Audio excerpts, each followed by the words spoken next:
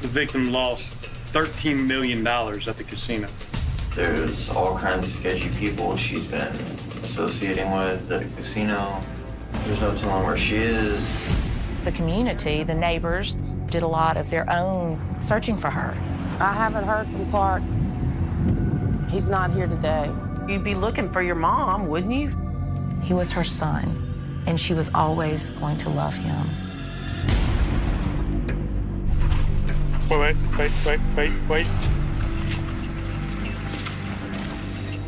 That's the color hair she had. That was very strong evidence. But the hardest part is the conviction. We didn't have the eyewitness, and there was no DNA proof. You never know what's going to happen in a jury trial. Never. The jury has a verdict. About to go see what they said. For those most affected by a homicide, the first 48 is just the beginning. This is the story of the fight for justice in the weeks, months, and years. Biloxi police are looking for a missing Alabama woman. Authorities say Kay Atkins Rains of Mobile, Alabama, was last seen at the Beau Rivage Casino in Biloxi and the Home Depot in Gulfport on Sunday. Anyone with information is asked to contact the Biloxi Police Department.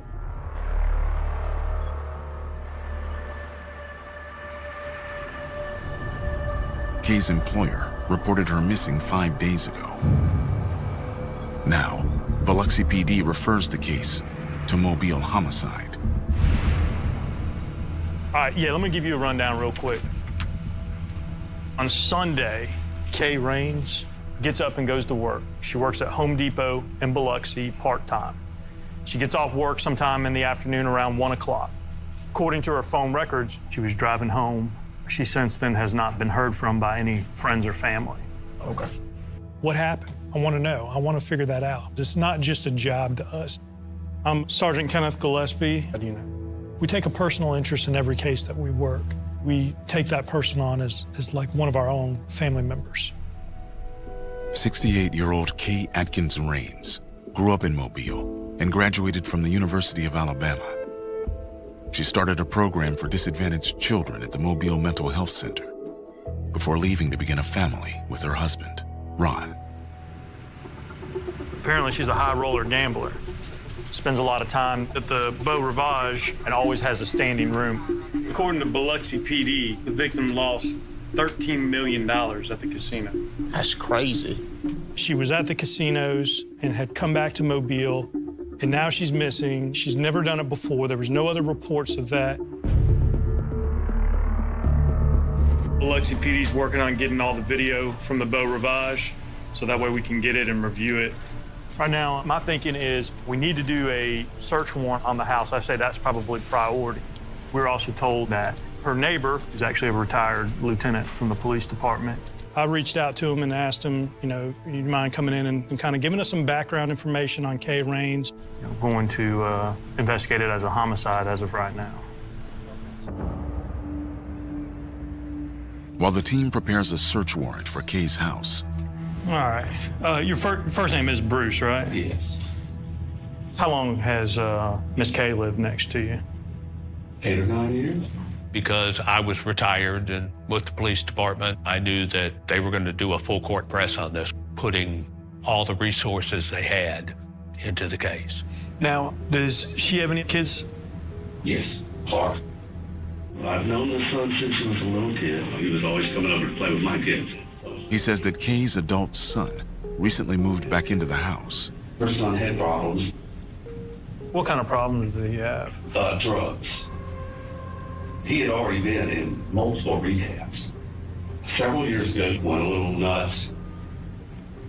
But over the last year, he has been on medication. She has been very excited about how he's been acting. He's been there a year and there's been no issues at all. You know of any other incidents where she's picked up and left or missing? No. Kay did have a gambling issue. After her husband died, Kay would go to Biloxi and Las Vegas and gamble. Her husband made really good money. Ron Rains was a partner with a multinational accounting firm. After his death in 2006, Kay gambled away millions of dollars over a period of several years. Well, I always found it strange when she had to get a job. Something, reality hit her in the face that I may not have enough to live on the rest of my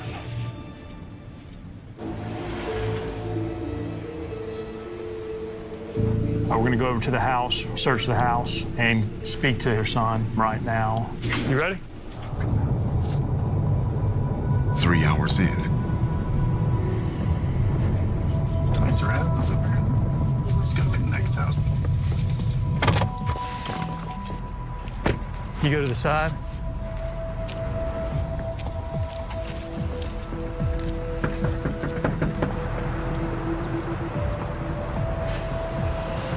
He's coming to the door. Hey, are you Clark? Yes. Hey, you mind step out here and talk to us for a minute? Sure. Do me a favor, just turn around. Put your hands up on the wall for me. I'm just gonna check you, make sure you don't have any weapons. How you doing today, man? You doing all right? Yeah, I'm all right. Are you by yourself, bro? Yeah. Where's your mom at? Last time I saw her was at, waiting for the casino. Have you talked to her since then? Clark was like, no big deal. You know, mom's been gone for a little bit, but this is normal. When was the last time you talked to her? 4 or 5 days. You can relax. 4 or 5 days ago?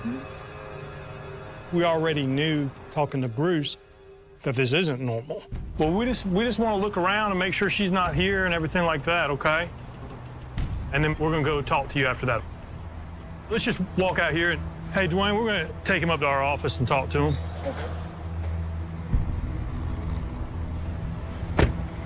Come on, Stan. Let's see what we can find. This is her room. Look at that. She didn't leave that like that. There were clothes all over the place. It looked like somebody had been looking for something in that room. Her purse and wallet's right here. What? Here's her bank card. If you were to get away without telling anybody, or you didn't want to be found, those were all the things that you would have taken with you. Yeah. Ah, that might be her phone. Underneath her bed sheet. It solidified that this isn't just a missing person case. You see there was a red roller in her room? Yeah. In Kay's bedroom, they find a suitcase fully packed with her clothes. His room's like nothing's wrong. His wallet is on the bed. His phone's in here. We'll take the phones. Dude, this is crazy, man. Hey, Sarge, me and Nick are gonna head back and start interviewing him. They're gonna continue looking through the house and trying to see if they can find any traces of blood. 5 hours in, We want to just talk to you a little bit about your mom. You know, trying to find out if she's okay and see where she's at. There's no telling where she is. There's all kinds of sketchy people she's been associating with at a casino. We just try to gauge and watch somebody and learn their mannerisms. And we were a little alarmed just that he didn't seem to be concerned. We're just trying to ask you some information about your mother. Yeah, I'm not gonna do that. If it was my mother, I would want to be answering as many questions as I could.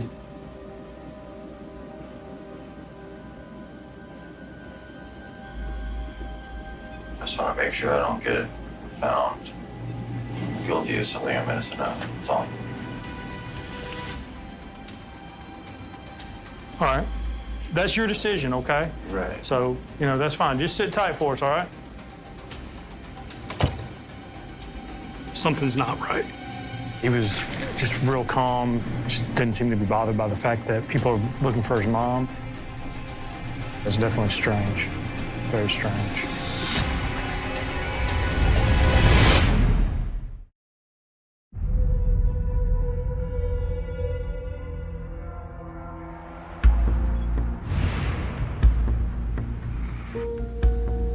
Six hours into the investigation, After meeting and talking to Clark, I want to go further into this investigation and find out what's going on because something's not right.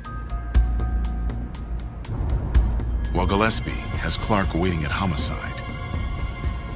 He heads back to Kay's house to check on the search for blood evidence. Y'all did the spray in there? Yeah. Have you done the car too?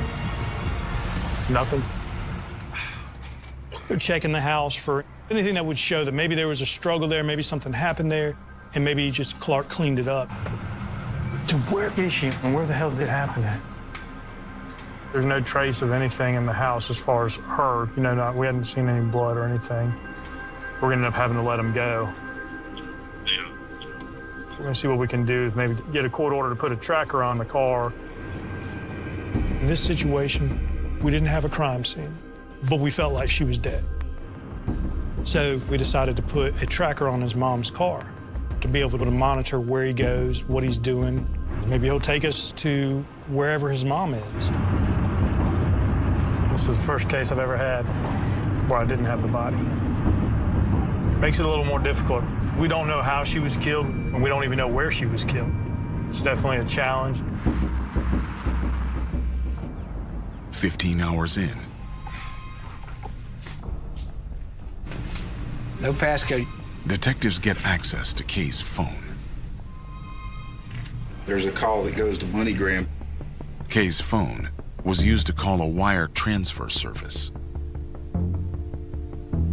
We can get that voice recording from MoneyGram. I'll put in a request for it. When we saw that, obviously it was like, well, that's odd. We got to see what's going on here. Maybe this will help answer some questions. Maybe she sent somebody some money. 27 hours in, with the warrant for the tracker in hand. Right now we're heading back over to Clark Raines' house. The plan is one of our guys puts a tracker on the car.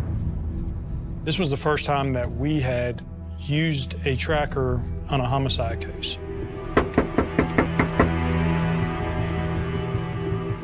Hey man, how's it going? Good, how are you? Hey, is your mom showed up today?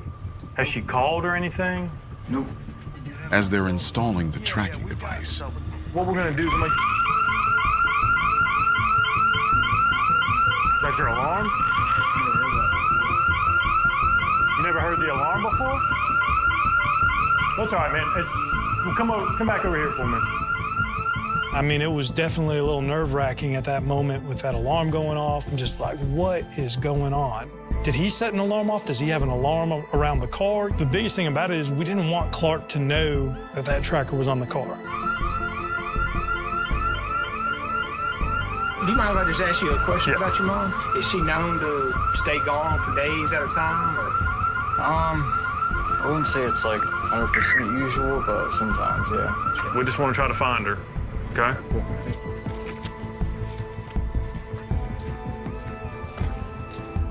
For a second, I thought we set the alarm off on the car. Come to find out it was actually the alarm on the house. Hello? the tracker was successfully placed on the car. Appreciate it. Bye. Now, whenever Clark leaves the house, we're going to know exactly where he goes. And hopefully he'll lead us to Kay. Back at Homicide, the security video from the Beau Rivage Casino has arrived. Here's Kay arriving at the casino. She's got that red suitcase that we found in her bedroom.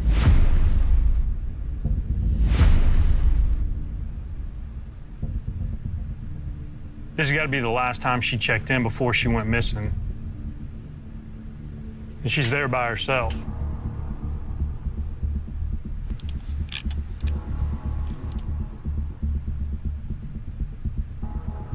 Now, this is Sunday morning.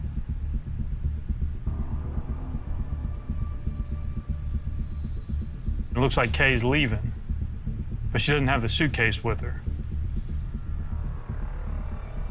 She must have been planning on coming back.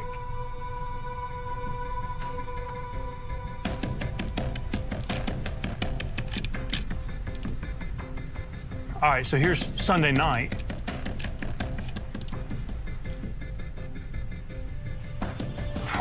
That's Clark right there.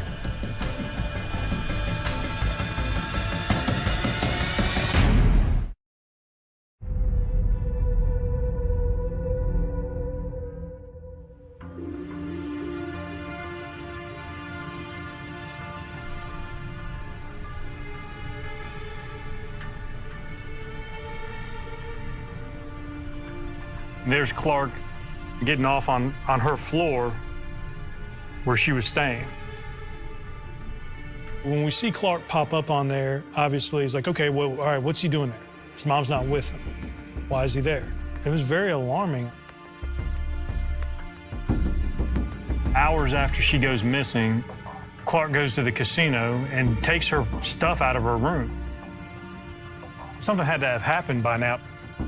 It's just hard to believe anyone would kill their own mother, but I'm starting to think that's what we have here.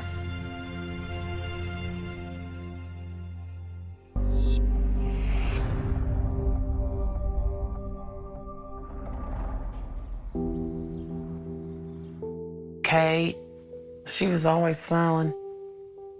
My name's Libby Fillingham. We were friends for 17 years. She loved him very much. She really loved him. Kay had what she called a magical childhood, and she wanted Clark to have the magical childhood that she had. Oh, that's sweet when he was little. Kay would say, look how handsome my son is, and she'd grab him and, you know, put her arm around him, and she'd say, isn't he good looking? He's so big and tall and good looking. And I guess they were happier times, you know. And Kay looks happy in the picture, and she looks very proud of him there. It looks like the perfect photos. But Clark made some bad choices, to say the least. But anyway, she would try to, you know, keep him out of jail and keep him off drugs. And she would spend hours on the phone trying to get him in rehabs versus jail. And I think she kept thinking, well, this time he's going to get straight. This time it's going to be different. And I don't know. I don't think it ever worked out that way.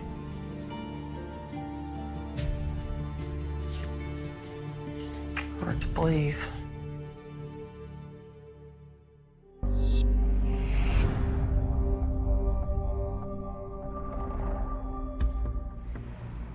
We should have his cell phone records back pretty soon.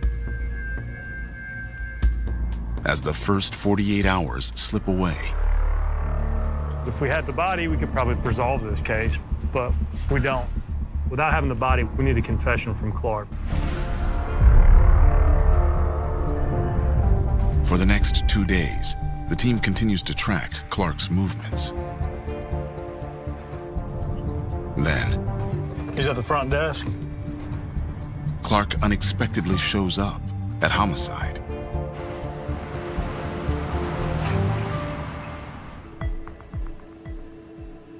Oh, what's going on, man?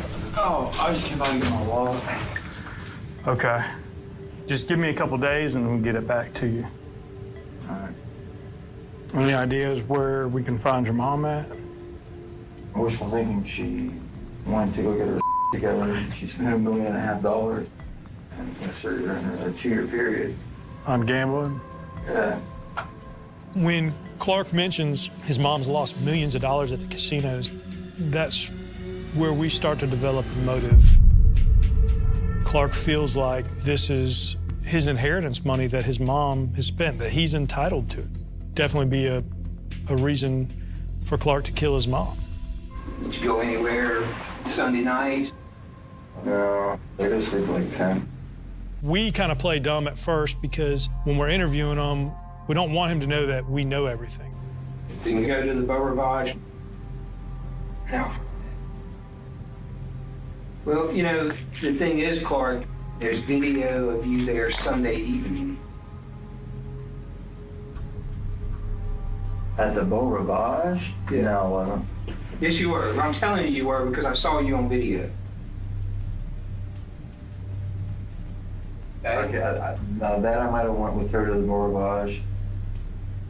When you lie about something, you have to tell another lie to keep that lie seem believable. You go into her room and get her belongings out of her room. Oh, yeah, I grabbed her stuff. Yeah, it was a suitcase. She has me do that all the time. And then next thing you know, you're telling another lie to tell another lie, and it's just a downward spiral. Okay, so where was your mom at when you went in that room? I don't know. She was either Like at that other casino, like cashing out, or? No, not at all. Her wallet's at the house. Everything of hers is at the house. And you hadn't even tried to look for her. That's a problem. You know what has happened to your mom.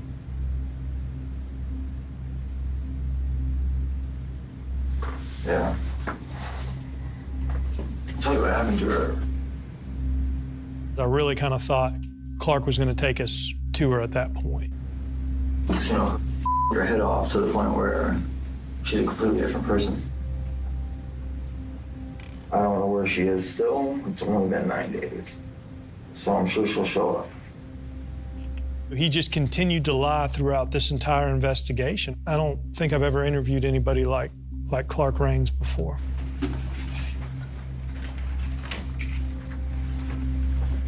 He basically just walked out of here without a care in the world, like he's gonna get away with it. There's no body and there's no crime scene. Are we ever gonna find her? If he says something to an officer, I need you to note the time and what he said. Okay. This case was very interesting to me because it's in what I would consider to be my community.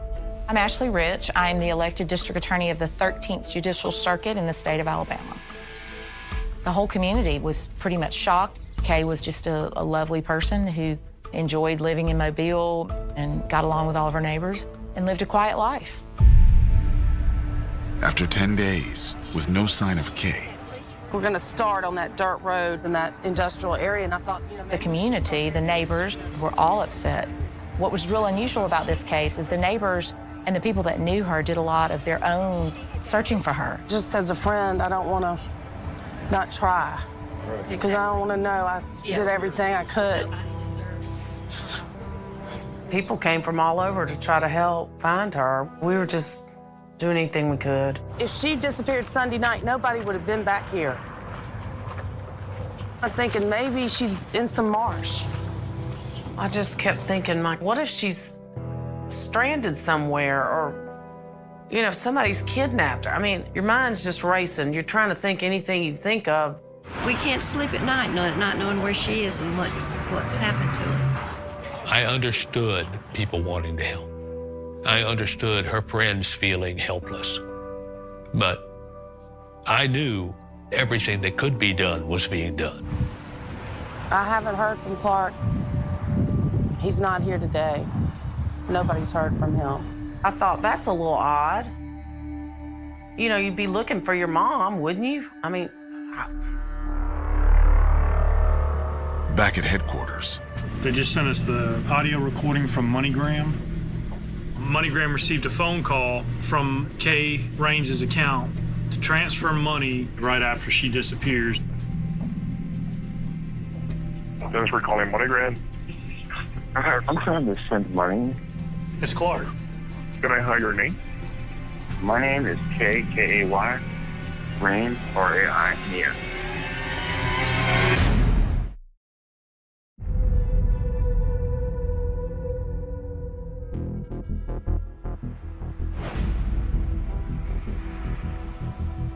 I'm trying to send money and I didn't get the text confirmation. One of the most alarming things in this case was listening to that MoneyGram phone call. Clark Rains attempting to send money to his own account and giving MoneyGram his mom's information. Can I have your date of birth? My birthday is? Yes. 9/19/48. The transaction was rejected by your financial institution. Okay, thank you. He's definitely trying to wire himself $800. Everything always ends up pointing back to Clark. In the search of the house, we found her iPhone under the covers of her bed. We found the Apple laptop in Clark Rains' cell. We had a tremendous amount of circumstantial evidence. You took possession of the cell phones in the search warrant because you wanted to take them to the technology center. To be examined. And you had to do a search warrant affidavit for those. Right. Okay. Gillespie did discuss the amount of evidence he had, and it just wasn't enough. We knew that we needed to make this the strongest case possible. Almost 2 months after Kay's disappearance. So this is where it showed his car to be. The team discovers that the day before, the tracker on Clark's car traveled to a remote region northeast of Mobile. Kind of off the road in the woods. He was there for about 15 minutes. And then he comes back out, turns around and goes back home. Yeah, that's pretty interesting there. What was Clark doing? Why was he out there? We're heading up to Baldwin County to an area where Clark went to yesterday. So it's got to be right about here. This is probably where he went off. A little bit back that way. See a little cut in the road that goes to a trail that goes back into the woods. And so kind of pull up and park and get out. And we start walking on foot. We start walking down this road. And I see an area of the ground where the vegetation just doesn't look right. Wait.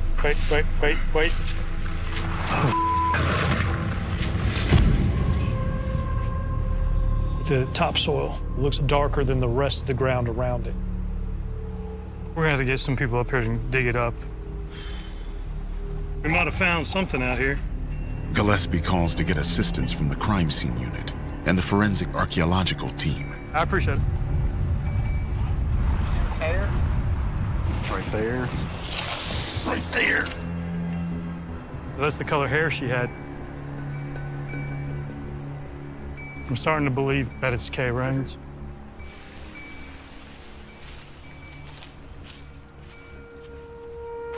Back just a hair into it.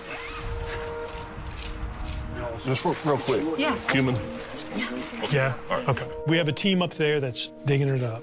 Move a little bit more, and that's when we start to realize it looks like a hand. The search for Kay Raines may finally be over. The news is gonna get wind that we found the body, and Clark's probably gonna find out. And my concern is he's gonna run. And so it's like, we gotta get him now. We might have found her. I'm dead serious. Gillespie puts the word out to pick up Clark. Blows my mind. Why come back up here, though? If he had buried it here once already. Maybe we just want to make sure she was still here. Right. I'm obviously a little bit in disbelief. I mean, you know, the more time that goes by and we hadn't found her, I just felt like we weren't going to find her.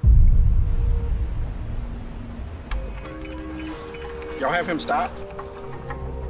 Clark is taken into custody. We're going to go back to police headquarters and interview him again and see if he's ready to tell us what happened to his mom.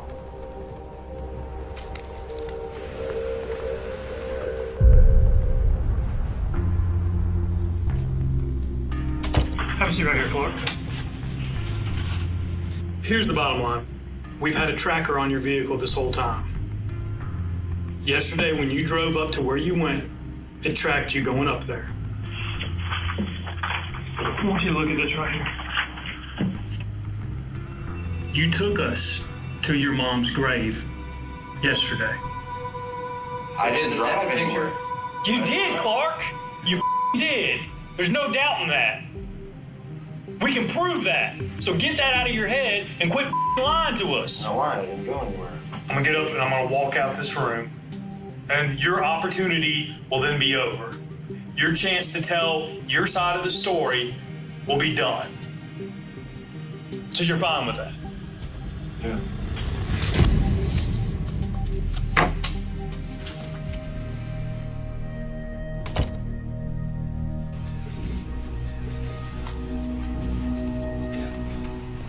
It's hard to even imagine somebody that would do something like that to their own mother, the one person that raised him and has taken care of him since he was born.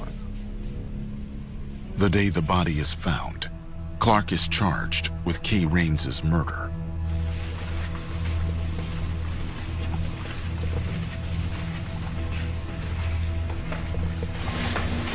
Clark, did you want to say anything? You know what happened to your mother?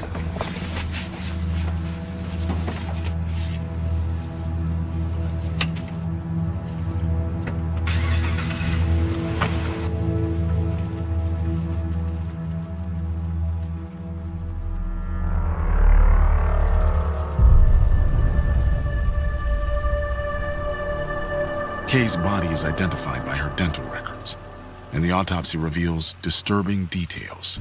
The fact that you kill your mother alone is brutal, but the fact that he did it the way he did and strangled her with his bare hands, looking at her, is disgusting.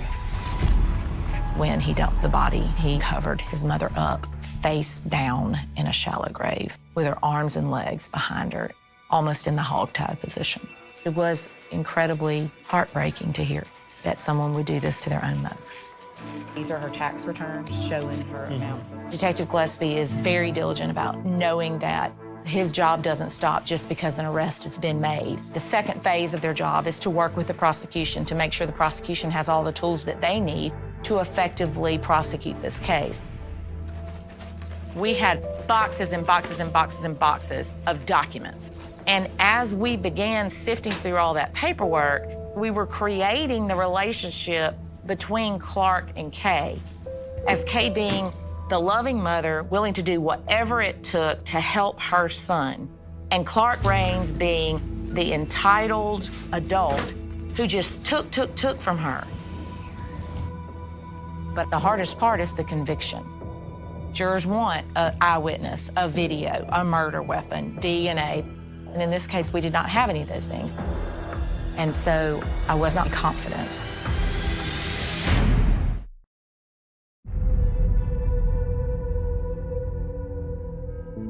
Clark Rains accused of strangling his own mother, then dumping her body 5 years ago. And now he's finally going to get his day in court.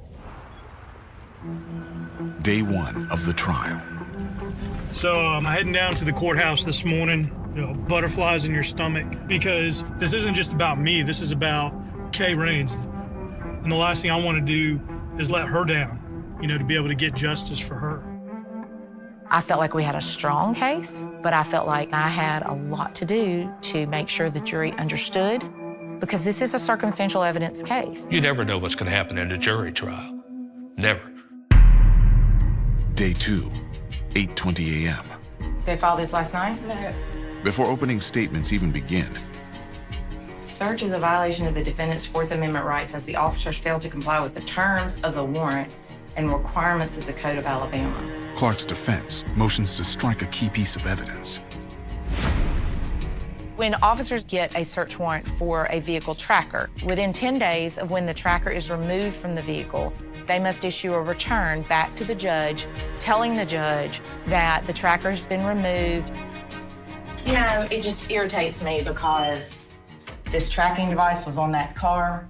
It's been provided to Discovery 3 years ago. They just get around to at 8:20 in the morning,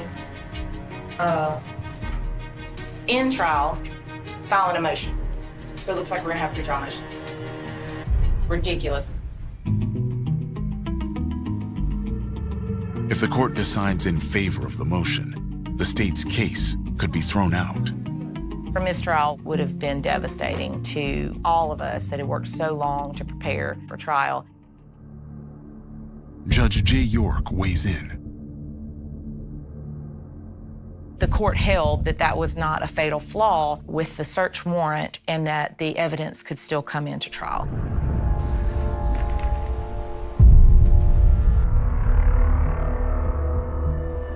Day 4 of the trial. A little nervous about it, just because anytime we get up there to testify, you just want to make sure that you say all the right things and don't misspeak on anything. Gillespie testifies that the day before Clark visited his mother's burial site, the tracker logged a stop at Home Depot. We find the surveillance video where he purchases 10 bags of potting soil. He also drives behind a shopping center to the dumpster behind the H&R Block. And when I get there and I see the empty bags of potting soil and a little shovel, I knew right then he pulled back here to throw this stuff away. And it was very evident when the detective first got to the scene that there was fresh soil that had been placed on her grave that did not have the same consistency as the soil in the area. And so we had the experts come in at trial and say the topsoil on the grave matched the topsoil found in the topsoil bags. But despite all the evidence, We didn't have the eyewitness. We didn't have anybody in the room when Clark killed her. There were no videos, and there was no DNA proof. Day 7. And, you know, what do we have to lose? Right. At this point? I mean, you know. D.A. Rich and Gillespie face the possibility that they may need to settle for a plea deal. A hung jury is what we have to lose. The only way we ensure not a hung jury is if we offer murder in life. That is, a life sentence with parole. The more I think about it, it's almost like, you know, there'd be a possibility that he could still get out. Oh, for life? Right. He'll get out. And so, you know, if we've got an opportunity for him to get life without, right, and never get out of jail, right, you know, can never get out of prison, then I just think. Because we know based on his history, we know based on his drug abuse, he will continue to commit crimes. If he gets out, he will continue to commit crimes. And what are your thoughts? This is a really bad word to use in this case, but I'm a gambler. Well, which way to gamble? To gamble for life without? Yeah. Let's do it. I'm down. They decide not to offer Clark a plea deal. The only choices that the judge has is life or life without the possibility of parole. We wouldn't be doing our job as effectively for Kay if we settled for life. We would rather take our chances with the judge in hopes that he will be convinced to give Clark life without the possibility of parole. The jury begins deliberations. I know for a fact that Clark Rains did this, but trying to convince 12 other people that, at the same time with having the defense take all the doubt they can, throw it at the jury and just hope something sticks. You just never know how it's going to turn out. You never know if all it takes is one juror to change the outcome of the case.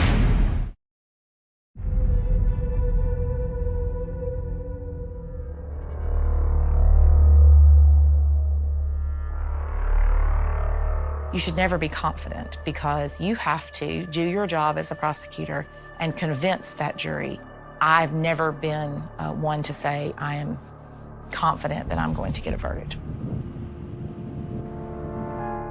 Day 8 of the trial. After 3.5 hours of deliberations.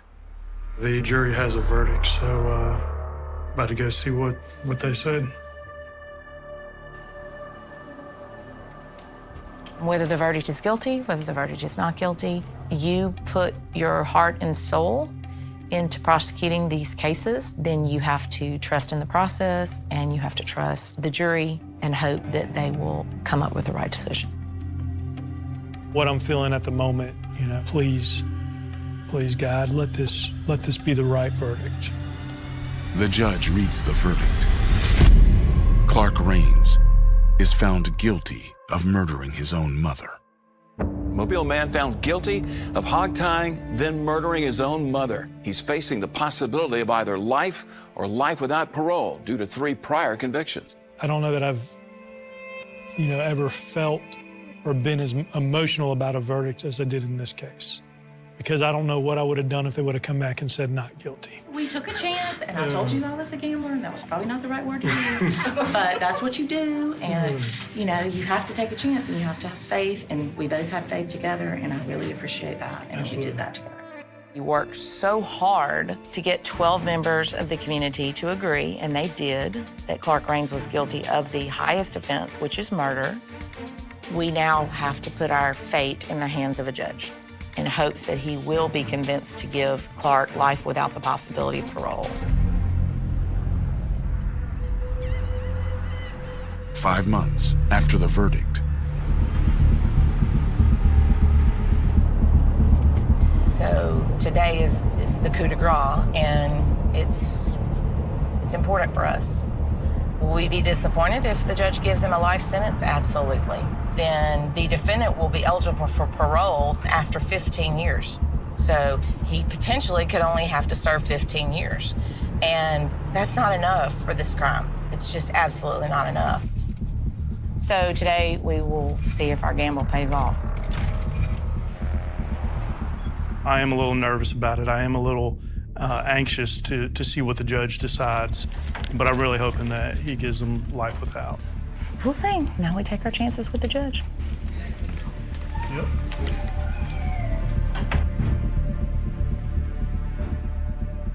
There's only 2 sentences that can be passed down, and I'm hoping it's the one that keeps him there for the rest of his life.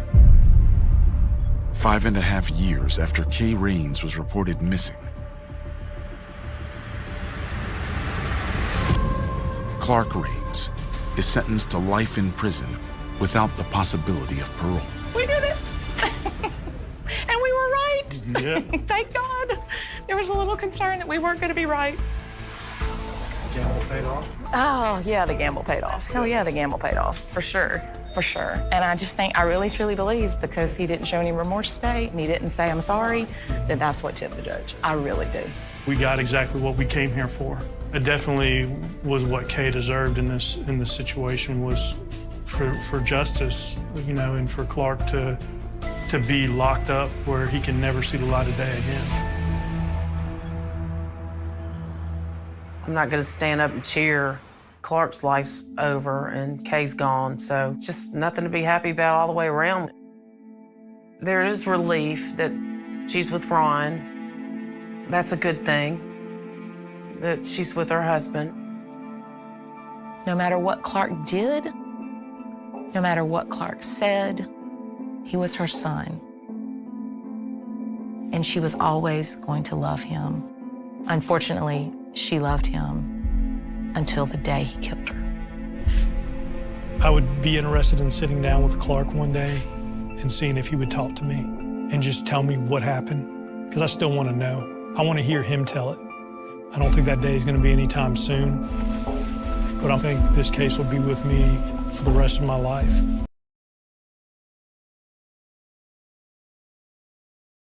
The first thing investigators noticed was not the blood, not the abandoned car, and not the body hidden beyond the tree line. It was the silence. At 5:17 on a cold October morning in 1987, the eastern edge of a small Texas community seemed frozen in place. No traffic, no porch lights, no voice, just a pale fog hanging over the fields and a battered sedan sitting beside an empty county road with its driver's door open. The engine was still warm. The headlights were still on, and inside the vehicle, a paper cup of coffee had tipped into the passenger seat, its contents soaking into the upholstery as if someone had simply vanished between one breath and the next. By sunrise, the road would be covered with patrol cars. By noon, the entire county would be talking, and by nightfall, investigators would realize they were looking at something far more disturbing than a missing person. They were looking at the beginning of a mystery that would survive for nearly 4 decades. The woman behind the wheel was 24-year-old Laura Bennett, a receptionist at a dental clinic in the nearby town. She had left work the previous evening shortly after 6. Her co-workers remembered nothing unusual. She had laughed with them. She had complained about the weather. She had mentioned stopping at a convenience store before driving home. Then she disappeared. Laura never reached her house. Her mother called police before midnight, certain something was wrong. Laura never missed work. She never disappeared without calling. She never left her car abandoned on a rural road. At 5:31 the next morning, a rancher named Clyde Mercer spotted the sedan. He thought it belonged to someone who had broken down. He slowed his pickup. He saw the open door. He saw the coffin. Then he noticed a single shoe lying several yards away in the grass. He called the sheriff. What followed would become one of the most haunting investigations in the county's history. The first officers moved carefully through the area. The road was narrow and almost completely surrounded by farmland. There were no houses nearby, no streetlights, no businesses, no security cameras. Whoever had approached Laura's car had chosen a place where almost nobody would see them. Then, at 6:02 a.m., an officer discovered a second shoe. 30 yards farther into the field, investigators found a torn piece of Laura's blouse caught on a thorn bush. Beyond it, the grass had been flattened in a long, irregular trail. The trail ended beneath a cluster of cedar trees. That was where they found her. Laura was lying on her side, partially concealed by weeds and branches. Her purse was nearby. Her wallet was still inside. Her jewelry was untouched. There was no obvious sign of robbery. Her keys were missing. The crime scene became silent. Forensic investigators photographed everything, every footprint, every broken branch, Every disturbance in the dirt, they collected fibers from Laura's clothing. They took scrapings beneath her fingernails. They searched the surrounding field for tire tracks and discarded objects. One detail immediately bothered them. Laura's car had not been parked there by accident. The vehicle sat at an angle facing away from the highway. The driver's door was open, but the keys were gone. The seat was pushed backward farther than Laura normally kept it. A detective noted that the position could indicate someone taller than Laura had been sitting behind the wheel. There was another detail. The passenger side window was lower. That made no sense. It was cold that morning. Laura had been driving alone. Unless she wasn't. By mid-morning, detectives were knocking on doors across the county. They wanted to know who had seen Laura after work. They wanted to know who had driven the county road that night. They wanted to know whether anyone had heard shouting, seen headlights, or noticed a strange vehicle. The answers were almost useless. One truck driver remembered seeing a dark pickup around 7:15 p.m. He could not identify the driver. A waitress at a roadside diner remembered a young woman matching Laura's description entering shortly after 7. But she could not be certain. The diner had been busy. The woman had stayed only a few minutes. A gas station attendant remembered Laura buying coffee. That witness was more certain. He remembered the exact words she had spoken. She had asked whether the back road toward her neighborhood was open. The attendant told her it was. Then Laura left. That was the last confirmed sighting. For detectives, the timeline was brutally short. Laura left work at approximately 6:08. She stopped for coffee around 7:02. Her car was found at 5:17 the next morning. Somewhere inside those 10 hours was the answer. But there was no answer in the evidence. Not yet. The investigation exploded across the county. Volunteers searched fields and drainage ditches. Deputies questioned truckers, ranch hands, mechanics, bartenders, and anyone who had spent the night near the highway. Newspapers ran Laura's photograph on their front pages. Her family appeared on local television asking for information. Someone had killed a young woman. Someone had moved her body. Someone had driven her car. And someone knew why. The sheriff's office received dozens of calls. Most were worthless. One caller claimed to have seen a man arguing with Laura near a gas station. Another claimed Laura had been followed. A third insisted the killer was a local businessman. None of the stories could be verified. Then came the first serious suspect. His name was Daniel Cross. Cross worked as a mechanic and lived less than 10 miles from the crime scene. He drove a dark pickup. He was known to have been in the area the night Laura disappeared. He also had a history of violent arguments, though nothing had ever resulted in a serious criminal conviction. Detectives interviewed him twice. He denied knowing Laura. He denied seeing her. He denied driving along the county road. But investigators discovered that his truck had been repaired at a shop the following morning. The tires had been replaced. That seemed suspicious, until detectives learned why. Cross had blown a tire while hauling equipment 2 days earlier. The lead collapsed. Another suspect emerged. Then another. Each time, the same thing happened. The evidence pointed towards someone. Then the evidence disappeared. Weeks became months.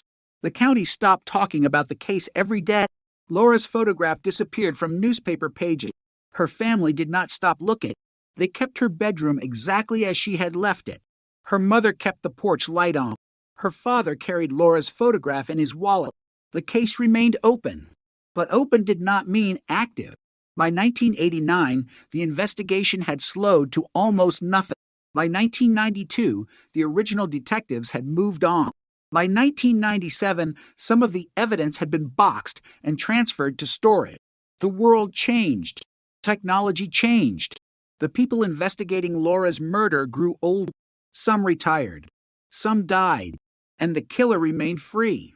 For years, there was only one thing that refused to disappear: a tiny biological trace collected from Laura's clothing. In 1987, investigators knew it was there. They simply did not know what it meant. The laboratory report described an unidentified male biological sample. The sample was preserved. It was placed into evidence. Then the case went cold. Not forgotten. Not abandoned. Cold. And that distinction would become important almost 30 years later, because in 2016, a new detective opened Laura Bennett's file and noticed something the original investigators could never have imagined. The evidence had never been destroyed. It was still there, and DNA technology had finally caught up with the crime. The detective requested a new forensic examination. The old sample was transferred under strict chain of custody procedure. Analysts extracted a partial genetic profile. It was incomplete, but it was enough to search. The first database comparison produced nothing. No match, no suspect, no name. The case appeared to remain exactly where it had been since 1987. Then investigators asked a different question. What if the killer had never entered a criminal database? What if he had never been arrested? What if the answer was hiding inside the family tree of someone who had? The investigation changed direction, and suddenly the dead had something to say. The DNA did not identify a killer immediately. It identified a possibility, a distant genetic connection to a man whose profile was already stored in a national database for an unrelated offense. The connection was not direct enough for an arrest. It was barely enough for investigators to begin building a family tree. They started with surnames, then locations, then ages, then relatives. One family kept appearing.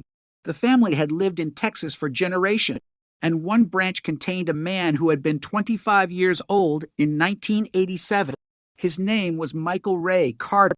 Investigators checked everything. Carter had lived within driving distance of Laura's workplace. He had owned a dark pickup. He had worked nights at a construction company.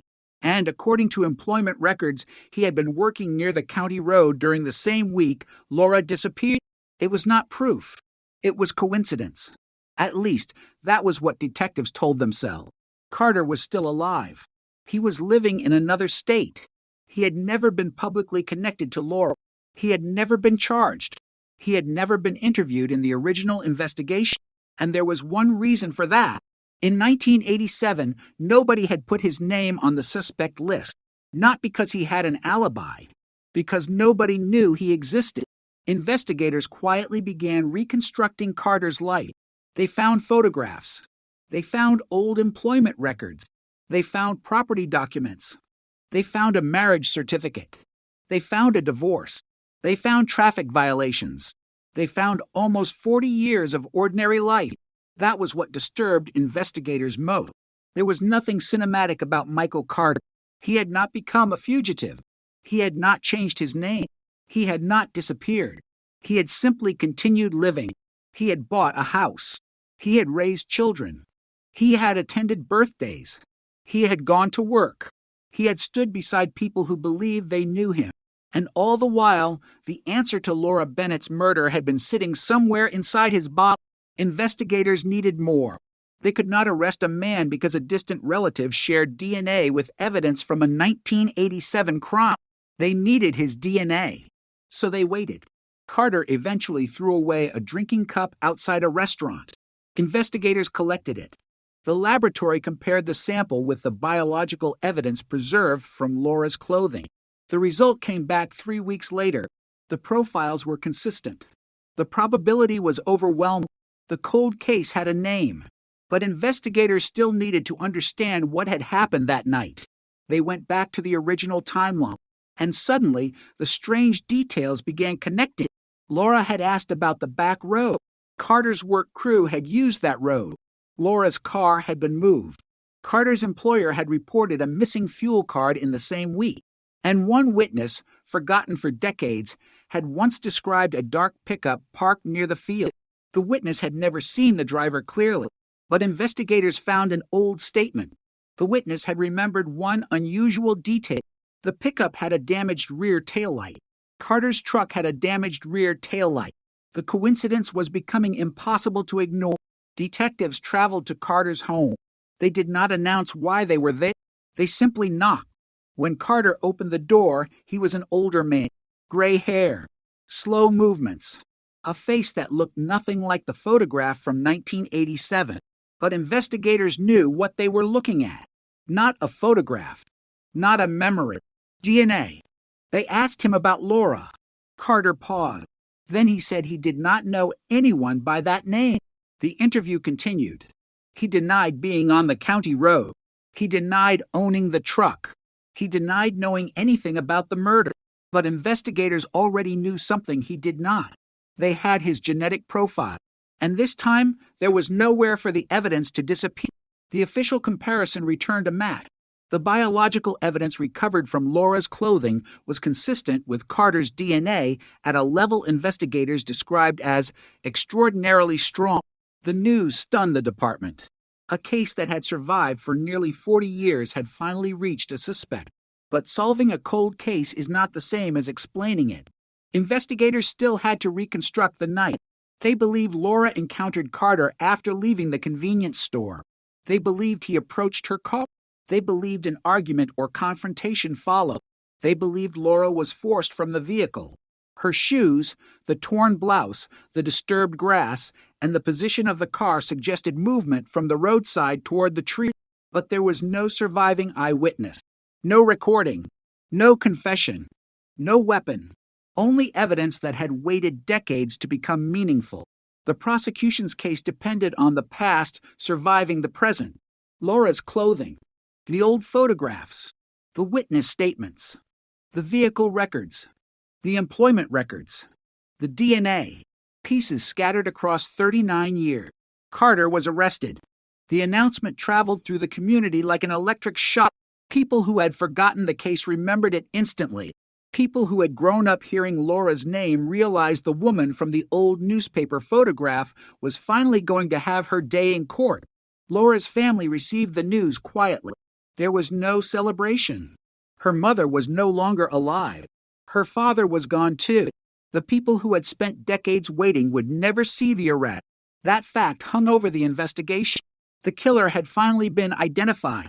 But the people who wanted the answer most had already died without hearing it. For the remaining family members, the arrest brought conflicting emotion, relief, anger, grief, and disbelief. How could someone lie for nearly 40 years with such a secret? How could a murder disappear into an ordinary life? How could one tiny piece of evidence survive while almost everyone connected to the case was gone? The answer was buried in the laboratory. The DNA had been there since 1987. It had simply been waiting for science to catch up. The case became a national story. Headlines appeared everywhere. Texas 1987 cold case solved. DNA match stuns investigator.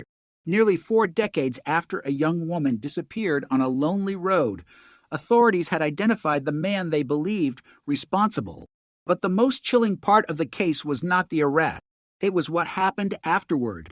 Investigators returned to the original crime scene. The road looked different.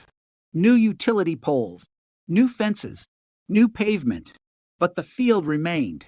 The cedar trees were still there. The place where Laura had been found had changed very little. A detective stood beneath the branches with the original photographs in his hand.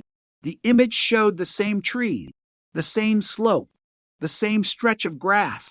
39 years had passed. But the ground remembered. There was something haunting about that. The investigation had begun with a missing woman and a silent car. It ended with a genetic code. Between those two moments were thousands of hours of unanswered questions. Thousands of days in which Laura's family had wondered whether justice would ever arrive. Now it had. But justice did not erase the year. It did not return Laura. It did not restore her future. It did not give her family the decades they lost. It simply placed a name where there had once been a blank space. And sometimes that is what solving a cold case means, not rewriting history, just finally understanding who was responsible for destroying it. The prosecution prepared its case carefully. Defense attorneys challenged the DNA methodology. They questioned the genealogy process. They argued that genetic evidence could place a person near a crime but could not explain exactly what happened. Prosecutors responded with a complete chain of evidence. The DNA was not standing alone. It was connected to the timeline, connected to the location, connected to the vehicle, connected to historical witness information, connected to the circumstances surrounding Laura's disappearance. One piece was coincidence. 2 pieces were interesting. But dozens of pieces formed a pattern, and the pattern led back to Carter. The courtroom filled on the first major hearing. Laura's photograph was displayed. She was smiling, young, alive, unaware that her name would one day become synonymous with one of Texas's most persistent cold cases. Across the room sat Carter, older now, his face expressionless. For nearly 4 decades, he had lived with the freedom that came from an unsolved crime.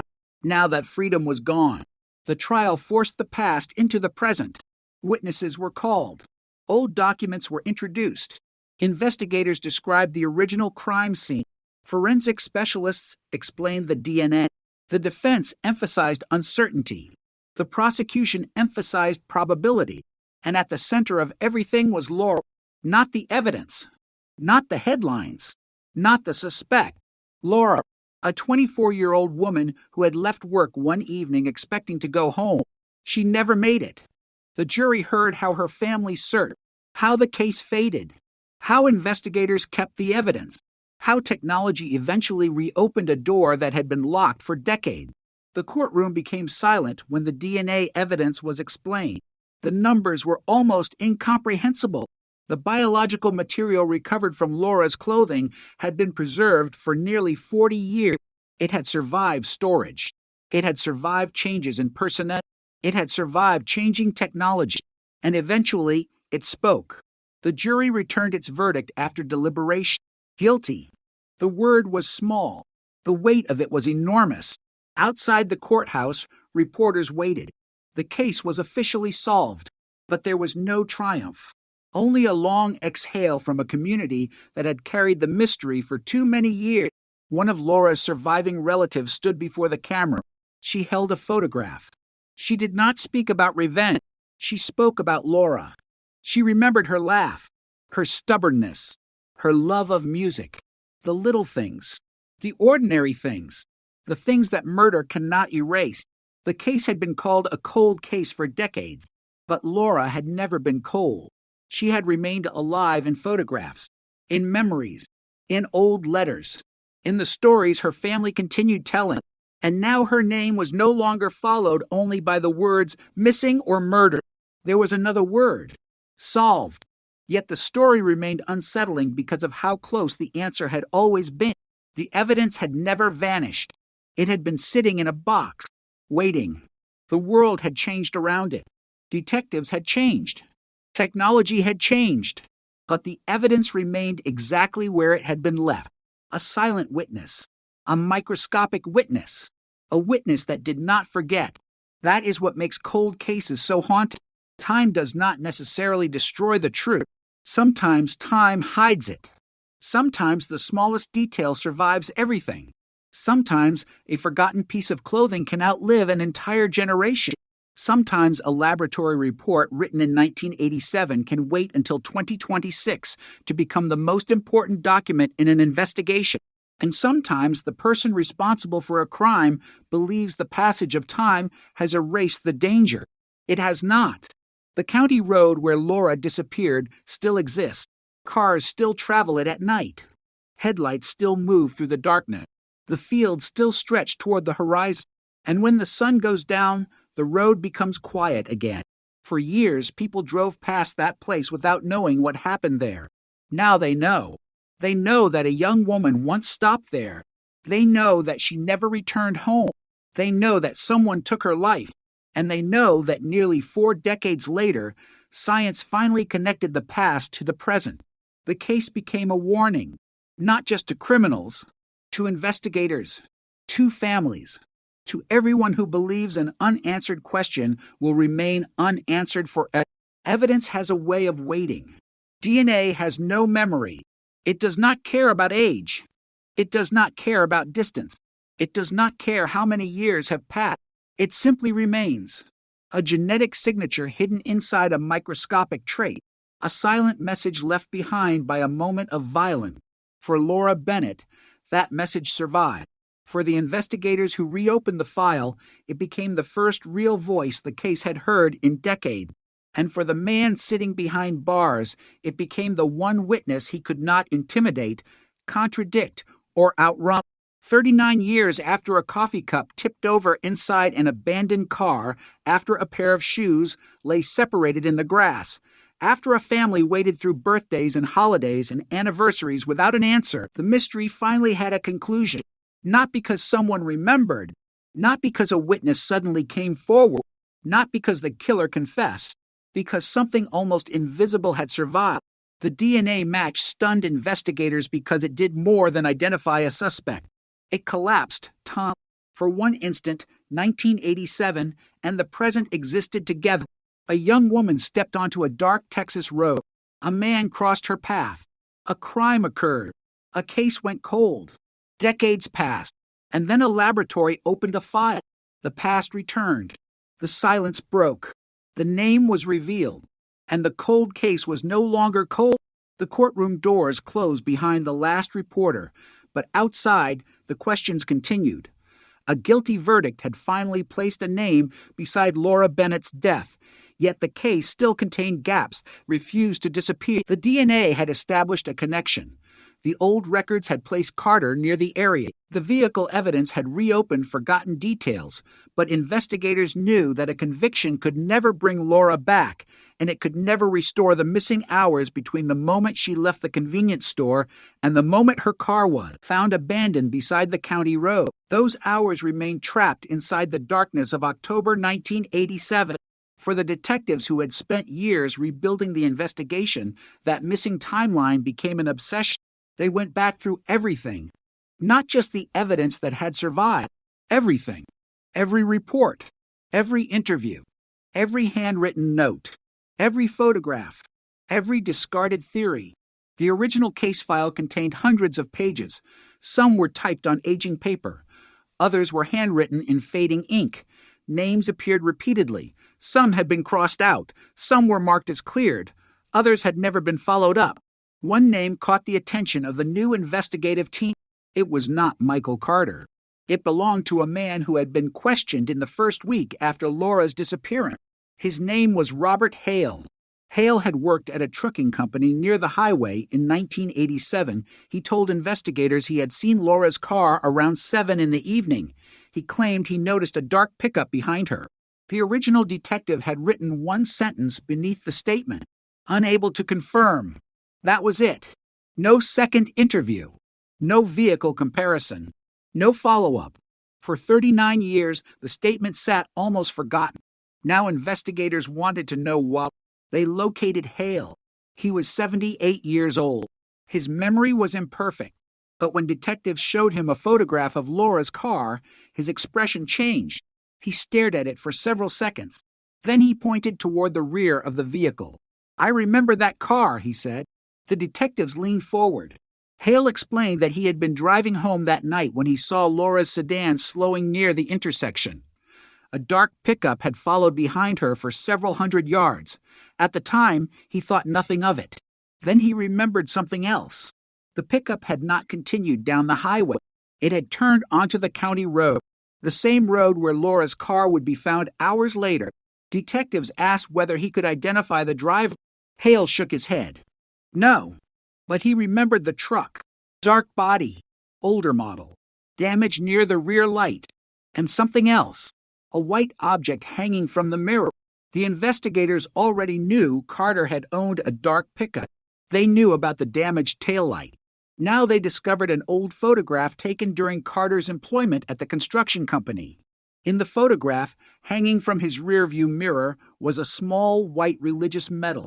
The discovery did not prove anything by itself, but the investigation was no longer searching for a single piece of evidence. It was assembling a pattern, and patterns are what cold cases fear most, because a single unanswered question can survive for decades. A pattern is much harder to bear. Investigators returned to the vehicle records. Laura's sedan had been examined in 1987. The forensic report listed several fingerprints that could not be identified. At the time, there was no database capable of providing an answer. Those prints were considered useless. Now, investigators wondered whether they could be re-examined. The problem was, A, the vehicle had been released to Laura's family after the investigation. Years later, it was sold. Eventually, it disappeared from official records. The fingerprints were gone. Another door closed. But the team kept moving. They examined Carter's employment history. In October 1987, he worked a rotating schedule. His employer had originally told investigators Carter finished his shift at 9 p.m. That detail had never been considered important, but the payroll records told a different story.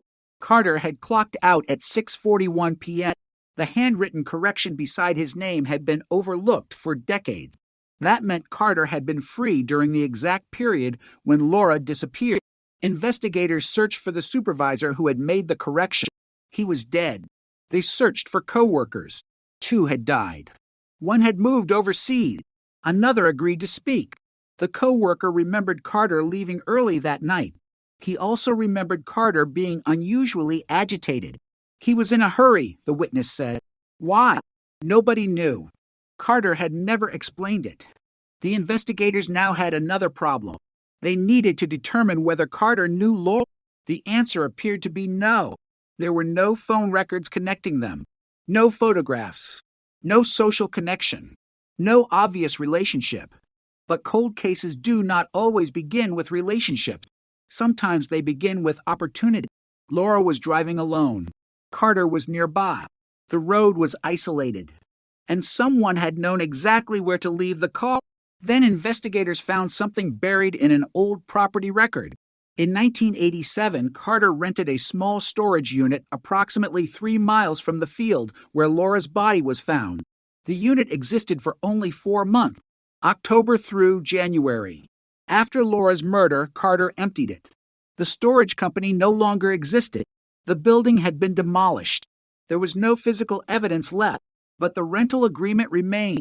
One line contained Carter's signature. Another contained his vehicle information. The same dark pickup. The same license plate. The same man. The discovery changed the way investigators viewed the case. They began examining whether the storage unit had been used to conceal evidence. They found nothing. No weapon. No clothing. No photographs. No trace of Laura. Nothing. And yet the location itself was disturbing. 3 miles. That was all. 3 miles between the storage unit and the field. 3 miles between the road and the place where Laura was found. The investigation became a reconstruction of distance. Detectives drove the route. They timed it. At night. In darkness. Without traffic. The drive from the storage facility to the crime scene took less than 7 minutes. From Laura's last confirmed location to the county road took less than 15. The timeline fit too well. But the case still depended on the DNA. Without it, the rest might have remained coincidence. With it, every coincidence became something else. Investigators contacted the original forensic examiner. She was retired. When shown the modern DNA report, she became emotional. She remembered Laura. She remembered the clothing. She remembered the uncertainty. In 1987, the sample could only be described as biological material. There was no way to turn it into a name. Now there was. She told investigators she had always believed the evidence mattered. She simply never imagined she would live long enough to see it identify someone. That statement stayed with the detective because it explained what a cold case really was. It was not an empty file. It was unfinished work. Every cold case contains pieces waiting for someone to notice them again. A fingerprint, a fiber, a photograph, a forgotten witness, a laboratory sample, a sentence written in the margin of an old report. Sometimes the difference between failure and a breakthrough is not new evidence. It is a new pair of eyes. And Laura's case finally had that. The detectives interviewed Carter again. This time, they did not tell him about the DNA match immediately. They asked about 1987. They asked where he worked, where he drove, who he knew, what he remembered. Carter answered calmly. He claimed his memory was poor. He said 40 years was too long. He could not remember the exact night. He could not remember Laura. He could not remember the county road. But when detectives mentioned the dark pickup, Carter stopped speaking. It lasted only a few seconds. Then he asked a question. Why are you asking me about that truck? The room became silent. The investigators did not answer. Carter looked down at the table. Then he said the truck had been sold years ago. That was true. But the question mattered. Because detectives had never told him the truck was important. They had only asked about vehicles he owned in 1987. Carter had volunteered the detail. The interview ended shortly afterward. The detectives left without a confession, but they had something more important. They had watched him react. They compared his answers with the old records. Several details did not match. He claimed he had spent the entire evening at home. Payroll records placed him at work until 6:41. He claimed he never drove the county road. A former co-worker remembered him taking that route regularly. He claimed he never knew Laura. The DNA evidence suggested otherwise. The defense would later argue that biological material could have been transferred, but prosecutors would point to the totality of the evidence. The sample had not appeared in isolation. It had been recovered from Laura's clothing. It had survived decades. It matched Carter, and Carter's movements placed him in the same geographic area during the critical period. Then came the detail that changed everything.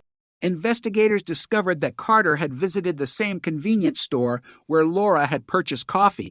Not once, several times. The store's owner had kept old employee notes because of a tax dispute. One note listed Carter as a regular customer. The owner remembered him. He remembered Laura too, but nobody had ever connected them. Until now. The owner said Carter sometimes arrived around the same time Laura did. He could not say they knew each other. He could not say they had spoken, but he remembered seeing them in the same place.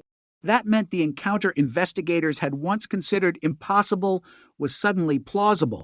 Laura may not have known Carter personally, but Carter may have known her routine. He may have seen her before. He may have noticed what time she left work. He may have noticed which road she took. And if he had followed her that night, he would have known exactly where the road became isolated. The question that haunted investigators now was simple. Had Carter chosen Laura? Or had he simply encountered an opportunity? Nobody could answer. Carter never confessed. He maintained his innocence. But the evidence continued to tighten around him. The county road, the dark pickup, the damaged taillight, the early departure from work, the storage unit, the DNA, the forgotten witness, the convenience store. The pieces were no longer scattered. They were converging. And somewhere beneath all those years of silence was the final sequence of events. Laura leaves the store. Her headlights disappear down the road. A dark pickup follows. The road becomes empty. The coffee sits untouched in the passenger seat. The driver's door opens. A shoe falls into the grass. Then another. The headlights remain on. And somewhere beyond the road, beneath the cedar trees, Laura's life ends. For decades, nobody knew what happened next. Now investigators believed they finally understood, but one question remained. Why had Carter believed he could get away with it? The answer may have been hidden in the year itself. 1987 was a different world. No smartphones, no digital surveillance, no GPS, no modern DNA databases, no cameras covering every parking lot. A person could disappear down a rural road and leave behind almost nothing. Carter may have believed the night would erase him. He may have believed the darkness was enough. He was wrong, because the smallest trace remained. And nearly 40 years later, that trace became a name that led investigators back to a man who had spent decades living as though Laura Bennett had never existed. But Laura had existed. Her family had remembered. The evidence had remembered. And eventually the law remembered too. The cold case had waited almost for decades. The killer had waited too. He simply did not know that the waiting was never over. The night after Carter's arrest, investigators returned to the evidence room and placed Laura Bennett's original case box on the table. The cardboard was worn. The corners were soft from years of handling. A faded label still carried the date. October 1987. For almost 40 years, that box had represented failure. An unsolved murder, a family without answers, a file that had grown older while the person responsible grew older with it. Now, the box looked different. Not like an ending, like a door that had finally opened. Detective Martin Shaw removed the first report from the folder, then another, then another. He began comparing the old notes with the new evidence. Within minutes, he noticed something that had never made sense. The original investigators had recorded that Laura's purse was found approximately 12 feet from her body, but the crime scene photographs showed something different. The purse appeared closer to the tree line. The difference was small, only a few feet. But in a murder investigation, a few feet can change everything. Shaw enlarged the photographs. He studied the grass, the branches, the position of Laura's shoe. Then he noticed a faint disturbance leading away from the body. It had never been mentioned in the original report. The photographs showed flattened vegetation extending toward a shallow depression in the ground. Investigators searched the area again. They found nothing, but they discovered that the depression led toward an old drainage ditch that had been filled decades earlier. A construction map showed that the ditch had been covered in 1991. That meant something important. The original crime scene had changed. Evidence that might once have been visible was now buried beneath layers of soil. Investigators contacted the county. The drainage records revealed that during the 1987 investigation, the ditch had been partially flooded. Heavy rain had fallen 2 days before Laura's body was found. That explained why investigators had never followed the disturbance far. The water had destroyed the tracks. It also meant the killer had chosen a location where weather could erase evidence. Or perhaps he had simply been lucky. Investigators could not know. They returned to Carter's history. In 1987, he had worked construction. His job required him to understand drainage systems, rural roads, and access points around the county. He knew where vehicles could disappear from sight. He knew which roads were rarely patrolled. He knew which fields were empty at night. That did not prove he planned Laura's murder, but it made the location less mysterious. Someone had chosen the field carefully, and Carter knew the area. The investigation moved deeper into his personal history. Detectives interviewed former co-workers. Most remembered him as quiet. Some described him as impatient. One remembered something more disturbing. Carter had once joked that rural roads were the easiest places to make somebody disappear. The co-worker had laughed when he heard it in 1987. He assumed it was nothing. Decades later, the memory felt different. Investigators asked why he remembered the comment. The co-worker said Carter had made it after hearing about another woman who had disappeared in a neighboring county. At the time, nobody connected it to Laura. Now detectives wondered whether it had been more than a joke. They searched local records for other unsolved disappearances. There were several. Most had nothing to do with Carter. One, however, caught their attention. A 17-year-old girl had disappeared in 1985 after leaving a shopping center. Her body had never been found. The case remained unsolved. Investigators compared the locations. They were nearly 30 miles apart. No direct connection. No DNA evidence. No known link to Carter. The possibility was unsettling, but prosecutors warned detectives not to expand the case without evidence. Laura's murder was already strong. They did not need another mystery. They needed certainty. So they returned to the night of October 1987. One question dominated everything. How did Laura end up in the field? The physical evidence suggested she had not willingly walked there. Her shoes were separated. Her clothing was torn. The grass showed signs of struggle, but there was no obvious blood trail from the car to the body. That suggested the attack may have occurred quickly. Perhaps inside the vehicle. Perhaps beside it. Perhaps Laura had been threatened before she understood what was happening. The passenger window was open. That detail returned again and again. Why? One possibility was that someone had been standing outside the passenger door. Another was that Laura had lowered the window because someone approached her. A third possibility was that the killer had entered through the passenger side. Investigators could never know, but they could examine the evidence for what it ruled out. Robbery appeared unlikely. Laura still had her money. Her jewelry remained. Her purse had not been emptied. The motive was not obvious. There was no ransom. No sexual communication had been documented. No known personal conflict. The murder looked random. That possibility terrified the community, because a random killer does not need a reason, only an opportunity. For Laura's family, that uncertainty was devastating. Her younger brother Daniel had been 12 when she died. He grew up with the case. At first, he believed the killer would be caught quickly. Then months passed. Then years. Eventually, the case became part of his identity. He kept Laura's photograph. He kept the last birthday card she had given him. He remembered her handwriting. He remembered her voice. He remembered the night their mother told him she was dead. For years, he avoided interviews. After Carter's arrest, he agreed to speak. He told investigators that the hardest part had never been the murder itself. It was the silence. The silence after the funeral. The silence from investigators. The silence from strangers who eventually stopped asking. He said people assumed the family had moved on. They had not. They had simply learned how to carry the unanswered question. When he heard about the DNA match, he sat alone in his kitchen. He read the message several times. He could not believe it. Then he looked at Laura's photograph. For the first time in nearly 40 years, he said he felt that someone had finally heard them. But he still wanted one thing: the truth. Not just a conviction. Not just a name. He wanted to know what happened to his sister during those missing hours. Investigators wanted the same answer. That was why they kept digging. The DNA could identify Carter. It could not tell them what he had done. So forensic specialists examined the biological evidence again. They looked for additional traces. They found a second DNA profile. It was partial, too degraded to identify. But it was not Laura's. The discovery created a new question. Was there another person involved? The laboratory could not answer.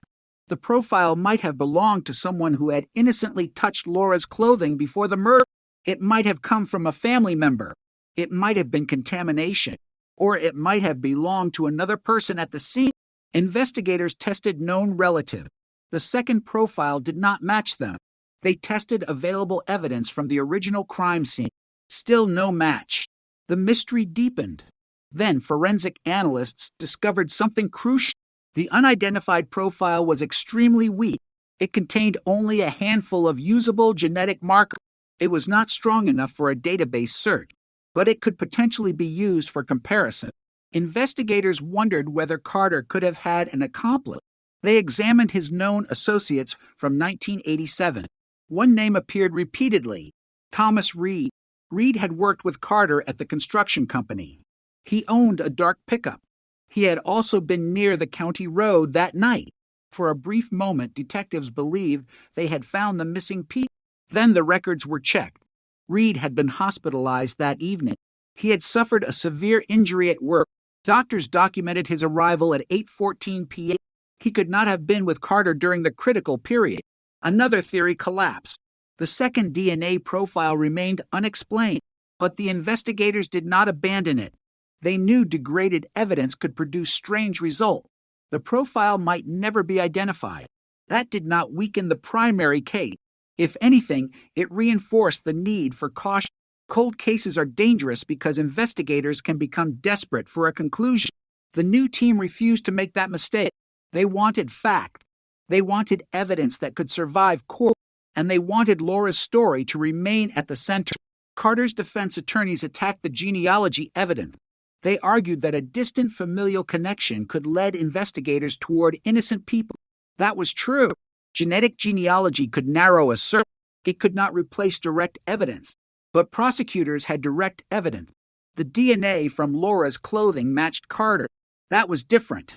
The genealogy had only opened the door. The forensic comparison had walked through it. The defense then raised another issue. The sample had been stored for nearly 40 years. Could degradation have affected the result?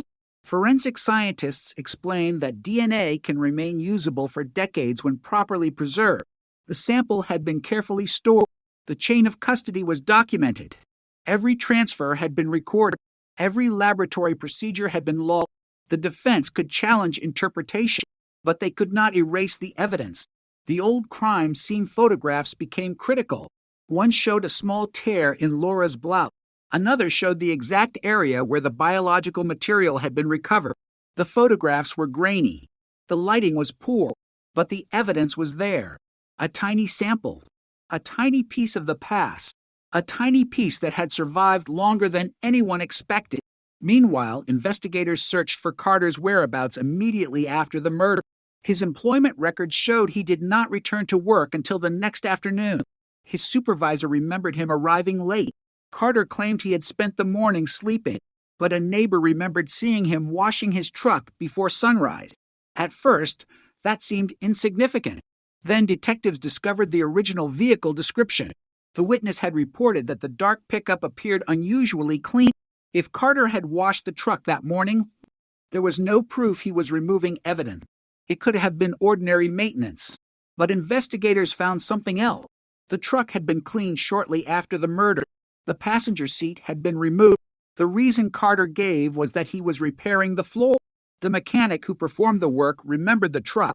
He said there had been a dark stain beneath the passenger seat. He assumed it was grease. He had no reason to think otherwise. The mechanic had died years earlier. The truck was gone. The stain was gone. Only the memory remained.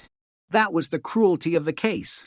So much evidence had existed, and so much had disappeared before anyone knew what it meant. Yet enough remained. Enough to build a case. Enough to bring Carter into court. Enough to finally force the past into the light. The detectives understood something now. They would never reconstruct every second of that night. No investigation could. Too much time had passed. Too many witnesses were gone.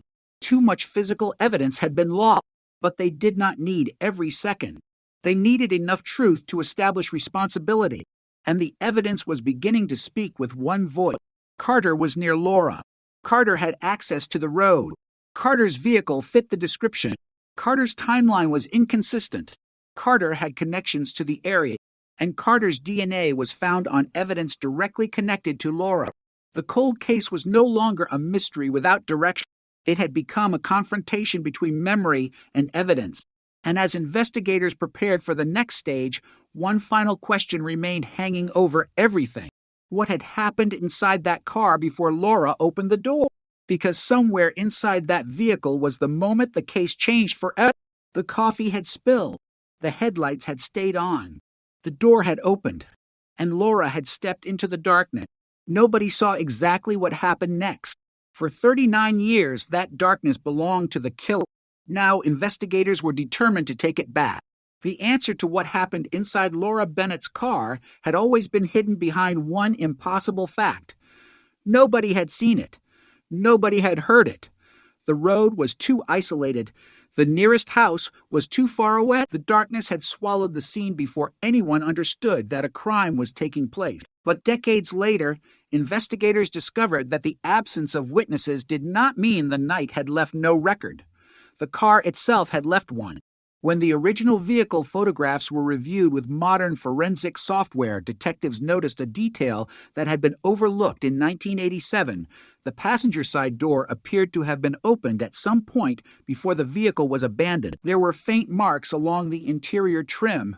At the time, they had been dismissed as ordinary wear. Now, investigators looked again. The marks were concentrated around the door handle. Not enough to establish exactly what happened. Enough to establish that someone had interacted with that door. Laura's purse had been found near the front passenger seat.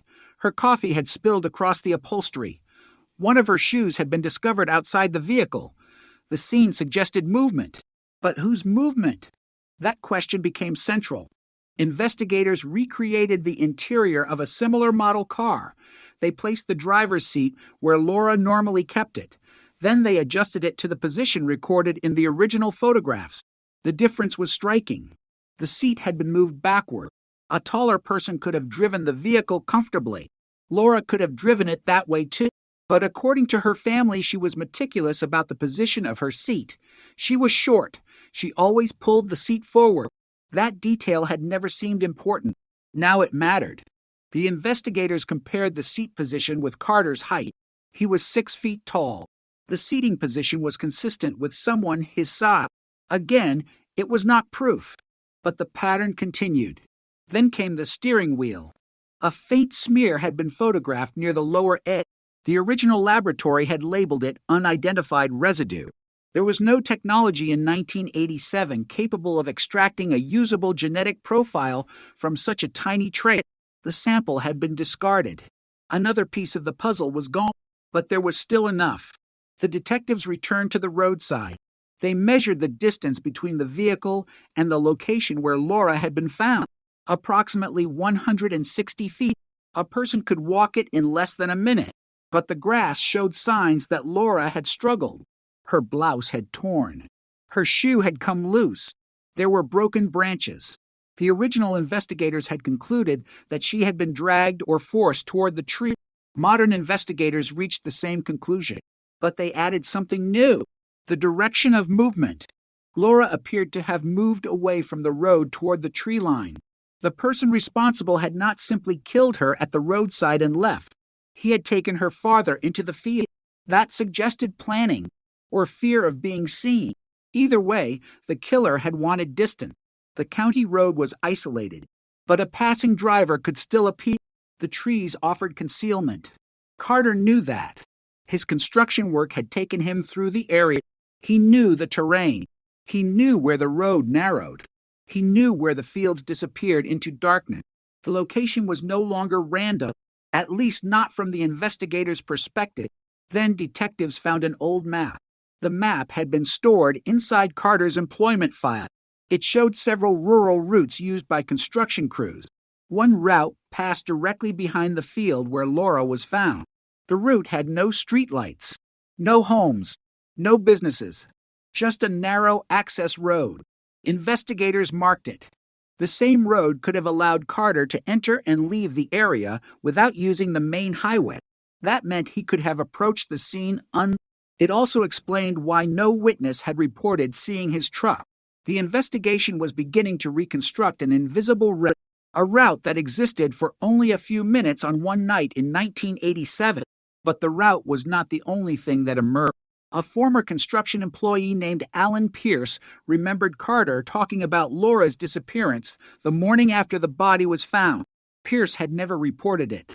He had assumed the conversation was ordinary, but when detectives interviewed him decades later, he remembered Carter saying something unusual. He said they would never find who did it. Detectives asked whether Carter had used Laura's name. Pierce said no. At the time, the victim's identity was already known, but the phrasing bothered him. Why was Carter talking about whether the killer would be found? Pierce could not explain. He had never considered Carter suspicious. Not then. Not for decades. Only after detectives showed him the photograph of Carter did the old memory return.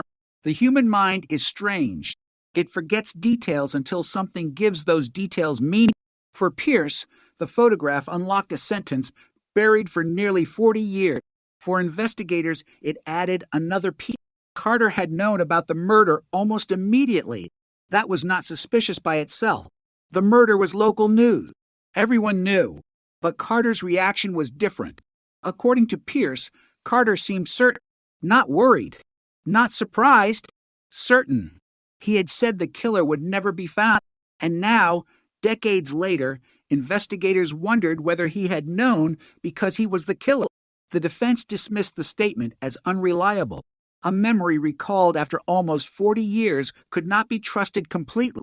The prosecution agreed that memory was imperfect. That was why they did not build the case around it. They built it around evidence. The DNA remained the center, but the historical statements helped explain the circumstances surrounding it. Carter's behavior after the murder, his movements, his vehicle, his proximity, the abandoned car, the biological evidence. The pattern was becoming harder to dismiss. Then investigators discovered a second old witness. A woman named Evelyn Harper had lived near the county road in 1987. She had never been interviewed. Her house had been outside the original search area. She was 90 years old when detectives finally located her. Her memory was fragile, but one detail remained sharp. On the night Laura disappeared, Evelyn heard a vehicle stop near her property. She looked through her window. She saw headlights. Then she saw a man standing beside a car. She could not see his face, but she remembered the sound of a woman's voice.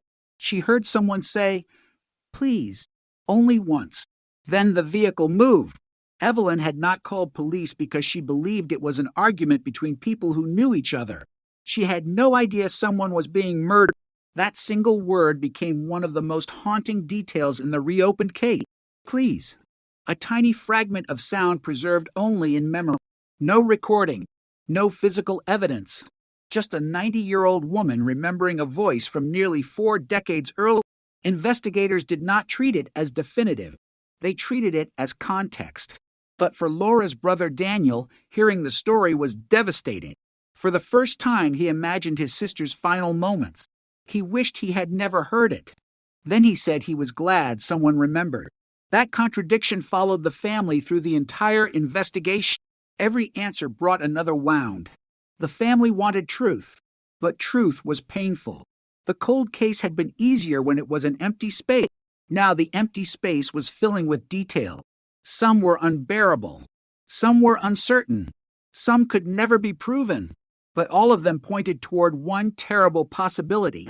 Laura knew she was in danger, and she had tried to escape. Investigators examined the shoe evidence again. One shoe had remained near the car.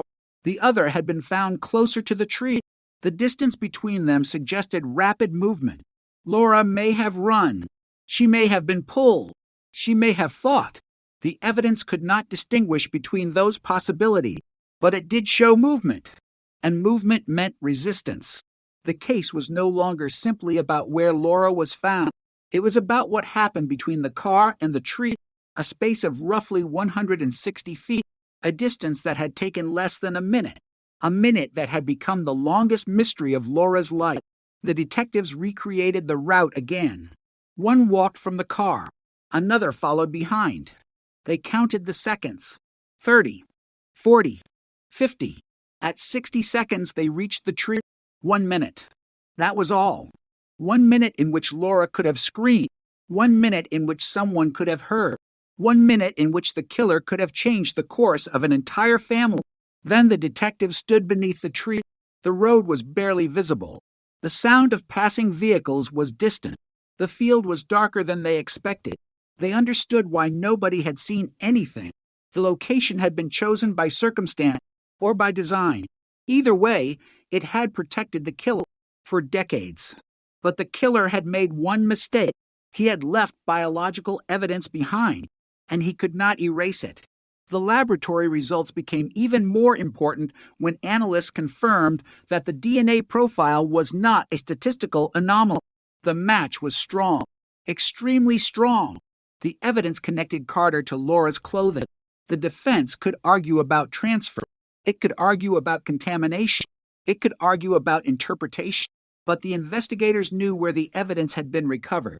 They knew how it had been preserved. They knew the chain of custody. They knew the laboratory procedure. And they knew Carter's genetic profile matched. The technology that did not exist in 1987 had now reached backward through time. It had found him. The case file began to change. The old label unknown was replaced. A name appeared. Michael Ray Carter. For the first time, Laura's family could point to someone. Not a shadow. Not a theory. Not a rumor. A person. A living man. The arrest had shocked the community. But the DNA confirmation shocked investigators even more because the original case had been so close. The evidence had been sitting there all along. The mystery had not disappeared. It had simply been waiting for a technology capable of reading it. The investigators realized that the most important lesson was not that Carter had been found. It was that Laura had never truly been forgotten. Her clothing had been preserved. Her photographs had survived. Her family's memories had survived. Her case file had survived. And one microscopic trace had survived. Everything else had changed. The killer had aged. The detectives had retired. The witnesses had grown old. The county had transformed. But the evidence had remained. Silent. Patient. Waiting. And now the silence was breaking.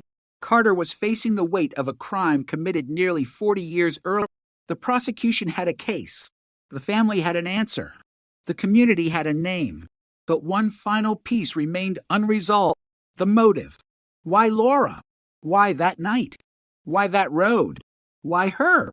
Investigators searched again. They reviewed every known interaction between Carter and Laura. They found no romantic relationship, no business dispute, no financial connection, no documented conflict, nothing.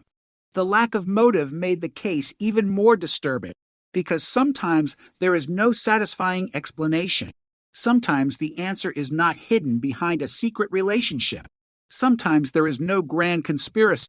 Sometimes a person simply encounters another person at the wrong moment. A lonely road, a vulnerable target, a decision made in seconds, and a life destroyed. That possibility haunted Daniel more than anything. He wanted to know why. The investigators could give him a name. They could give him evidence. They could give him a verdict. But they might never give him a reason. And that was the cruelest part of the truth. Some questions survive even after a cold case is solved. The identity of the killer can become known. The evidence can become overwhelming. The courtroom can deliver its verdict. Yet the final mystery can remain. Why? Why Laura? Why that night? Why did a young woman leave work and never come home? The road could not answer. The field could not answer. The trees could not answer. Only the person responsible knew, and he continued to refuse to speak. But the investigation had already taken something from him.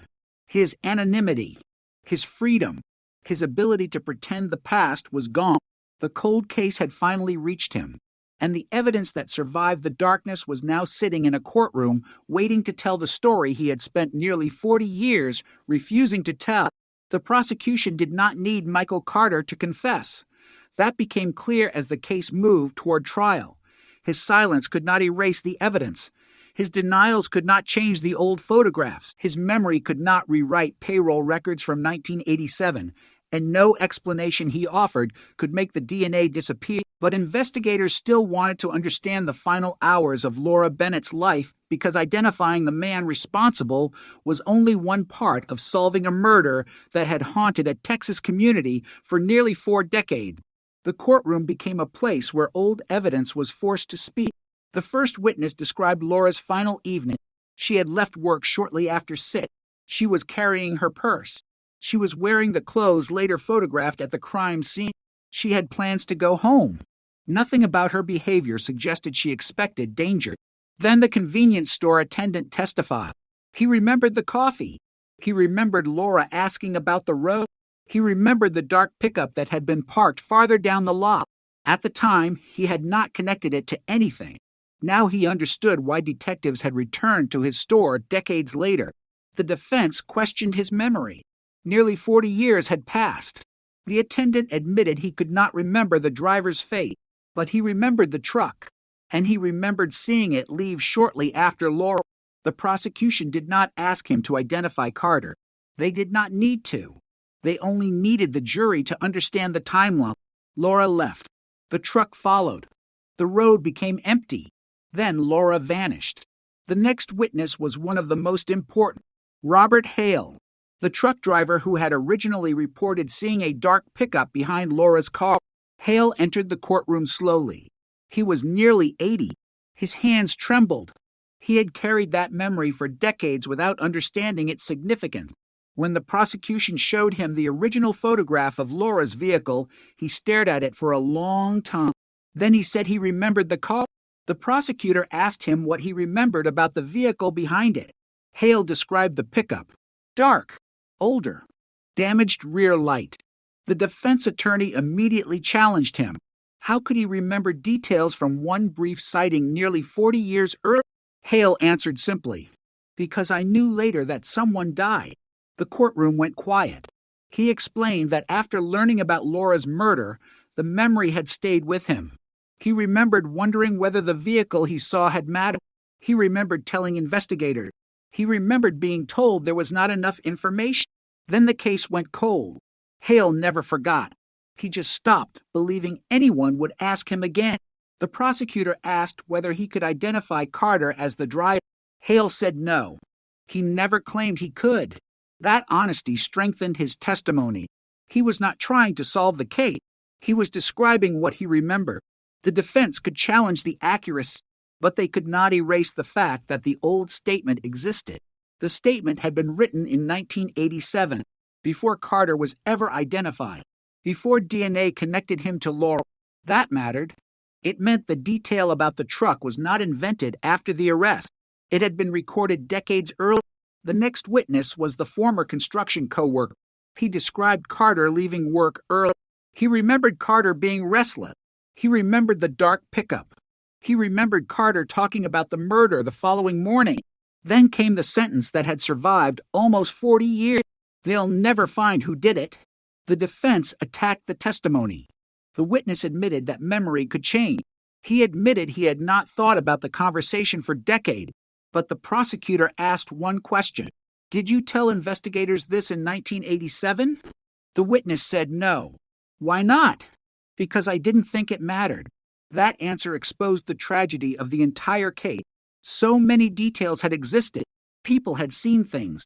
People had heard things. People had noticed things. But nobody understood their meaning. A dark truck was just a dark truck. A man leaving work early was just a man leaving work early. A strange comment was just a strange comment. A piece of biological evidence was just an unidentified sample. The pieces existed. The picture did not. Until decades later. Then the forensic specialist took the stand. The courtroom became intensely quiet. She explained the DNA process. The original sample had been preserved. Modern testing extracted a usable profile. That profile was compared against Carter's DNA. The match was extraordinarily strong. The defense asked whether DNA could be transferred. The specialist agreed that secondary transfer was possible under certain circumstances. Then the prosecutor asked whether the evidence showed signs of accidental transfer. The specialist explained that the location and context of the biological material made the finding significant. The DNA did not exist in a random environment. It was associated with Laura's clothing. The evidence had been collected from a crime scene. The profile belonged to Carter, and Carter had no innocent explanation for why his DNA would be there. The defense offered one. They suggested that the biological material might have been transferred through another person.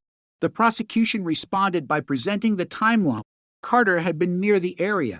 His vehicle matched the description. His schedule placed him there. The witness statement supported the route. The DNA connected him to Laura. The argument was no longer about one piece of evidence. It was about all of them. The prosecutor placed a photograph of Laura on a large screen. The image showed her smiling. The room became still. Then came the sentence that had defined the case for decades. She was 24 years old when she died. Not 24 forever. 24. When she died. She never became 25. She never grew older. She never married. She never had the future her family imagined. The courtroom was reminded that the defendant had lived through all those years. Laura had not.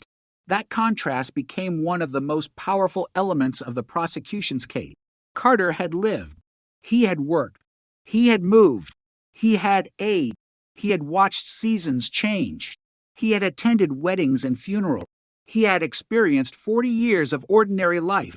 Laura's life ended on one dark road. The defense asked the jury to focus on reasonable doubt. The prosecution asked them to focus on the evidence. The decision would depend on which story they believed. The defense story was simple. The evidence was old. Memories were unreliable. The DNA could have another explanation. There was no eyewitness who could identify Carter. There was no murder weapon. There was no confession. There was no video. The prosecution's story was also simple. Carter's DNA was connected to Laura. His movements fit the timeline. His vehicle matched the witness description. His statements contained inconsistency, and the historical evidence existed long before investigators ever suspected him. The jury had to decide whether those pieces formed a coherent picture. While the lawyers argued, Daniel Bennett sat in the gallery. He listened to every word. He had spent most of his life imagining what this moment would feel like. He expected anger. He expected satisfaction. Instead, he felt exhausted. The trial could explain the evidence. It could establish responsibility, but it could not explain the emptiness Laura had left behind. He looked at the photograph. For a moment, the courtroom disappeared. He was 12 again. His sister was alive. The family was together. The future had not yet been stolen. Then the judge's voice brought him back. The trial continued. The forensic investigator described the original crime scene. She explained where Laura's shoes had been found. where the blouse had torn, where the body had been located, where the car had been abandoned. Then she showed the jury the original photograph. The images were old, grainy, faded, but the scene was unmistakable. The dark car, the open door, the field, the trees, the shoes, the silence. The prosecution argued that the physical evidence demonstrated a struggle. The defense argued that the scene had been contaminated over time. The judge allowed the testimony. Then came the vehicle evidence. Investigators explained the driver's seat position, the passenger window, the abandoned key, the condition of the truck associated with Carter, the damaged rear light, the old mechanic's recollection, the morning vehicle cleaning. Each piece was imperfect, but together they created a troubling picture. The defense tried to separate them. The prosecution kept reconnecting them. That became the central battle. Could dozens of small coincidences really be coincidence? The jury had to decide. Then prosecutors introduced the genetic genealogy investigation. They explained that the initial DNA profile had not directly identified Carter. It had led investigators toward a family connection. From there, detectives had reconstructed a family tree. They had narrowed the possibility. Then they obtained Carter's discarded DNA legally. The laboratory comparison produced the match. The process was careful, documented, repeatable. The defense argued that genealogy could produce false leads. The prosecutor agreed. But this was no longer a genealogical lead. This was a direct forensic comparison. That distinction mattered. The courtroom seemed to understand it. The cold case had not been solved by guessing. It had been solved by evidence. And that evidence had survived for almost 4 decades. During closing arguments, the prosecutor walked slowly toward the jury. He held a copy of the original 1987 evidence report. He held the modern DNA report, 2 documents, separated by 39 years. He placed them beside each other. Then he said that the case had waited because technology had not been ready. The truth had been there. The science had not. Now both had arrived at the same conclusion. The defense argued that uncertainty remained, and technically it did. No case could recreate every moment. No witness could tell the entire story. But the jury was not asked to reconstruct every second. They were asked to decide whether the evidence established Carter's responsibility beyond a reasonable doubt. The deliberation began. The family waited. The investigators waited. Reporters waited outside. Carter sat quietly. The courthouse clock continued moving. Minutes became hours. The old cold case had reached its final moment. For Daniel, the wait felt familiar. He had been waiting since childhood, waiting for a phone call, waiting for an arrest, waiting for a name, waiting for justice. Now he was waiting again. The jury returned. Everyone stood. The foreperson handed the verdict to the judge. The judge read, "Guilty." The word echoed through the courtroom. Daniel closed his eyes. He did not celebrate. He simply breathed. For nearly 40 years, the question had been whether anyone would ever be held responsible. Now the answer was yes. Carter was sentenced. The courtroom emptied. Outside, reporters gathered. The headlines spread across the country. Texas 1987, cold case solved. DNA match stuns investigator. Nearly 4 decades after Laura Bennett's murder, the mystery had finally ended. But Daniel refused to call it an end. He called it an answer. There was a difference. An ending suggested that everything was finished. An answer meant that one question had finally been resolved. Laura was still gone. Her family still carried the loss. The years could not be recovered. But the uncertainty was gone. That mattered. For the investigators, the case became an example of what could happen when old evidence was preserved. The biological sample had survived. The original reports had survived. The photographs had survived. Even memories had survived. Not perfectly, not completely, but enough. Enough to rebuild a story that had nearly disappeared. The case also exposed the cruel mathematics of time. 39 years had passed. Some witnesses were dead. Some records were destroyed. Some evidence had vanished. Some investigators had never lived long enough to see the arrest. The detective who first opened Laura's file in 1987 had died before the DNA match. He would never know. That fact affected the new team deep. They knew they had completed work begun by people who were no longer here. Cold cases are often like that. One generation starts the investigation, another carries it. A third finally sees the answer. The detective who reopened Laura's file kept one photograph on his desk. It was the original picture of the abandoned car. He said it reminded him of something important. The case had never been empty. The evidence had been there. The problem was that nobody knew how to make it speak. Now it had spoken. And what it said had changed everything. The road where Laura disappeared remained quiet. Cars still passed. The field still stretched toward the horizon. The trees still stood where her body had been found. But the meaning of the place had changed. It was no longer only the scene of an unsolved murder. It was the place where a cold case began, and the place where time almost won. Almost. Because the killer made one mistake. He left something behind. Something smaller than a fingerprint. Something invisible to the naked eye. Something he probably never thought about again. DNA. 39 years later, that tiny trace became louder than every denial. It crossed decades. It crossed technology. It crossed the distance between the past and the present. And it brought Laura Bennett's killer back into the light. The road had kept its silence. The trees had kept their silence. The witnesses had forgotten. The records had faded. But the evidence remembered. And after 39 years, that was enough. The verdict did not end the questions. It changed them. For nearly 4 decades, investigators had asked, who killed Laura Bennett? Now they knew the name. The harder question was what happened during the final hours of her life and whether anything else had been missed. That question kept Detective Martin Shaw awake. The case had been solved legally, but Shaw wanted the truth to be as complete as the evidence allowed. He returned to the old timeline. 6:08 p.m. Laura leaves work. 7:02 p.m. She stops at the convenience store. Shortly afterward, her car leaves the parking lot. A dark pickup follows. 6:41 p.m. Carter's employment records show that he had already left work. Then nothing. No confirmed sighting. No phone call. No witness. Just darkness. And sometime during that darkness, Laura disappeared. Shaw spread the original documents across his desk, one page at a time. He was searching for something that investigators often miss in old cases. Not evidence. Contradictions. The first contradiction appeared in Carter's original statement. He had told investigators in 1987 that he did not know Laura. That remained consistent with his later interview. But he had also said something else. He claimed he had not heard about the murder until the following afternoon. That statement had seemed believable at the time. The case had not yet received widespread media coverage when Laura's body was discovered.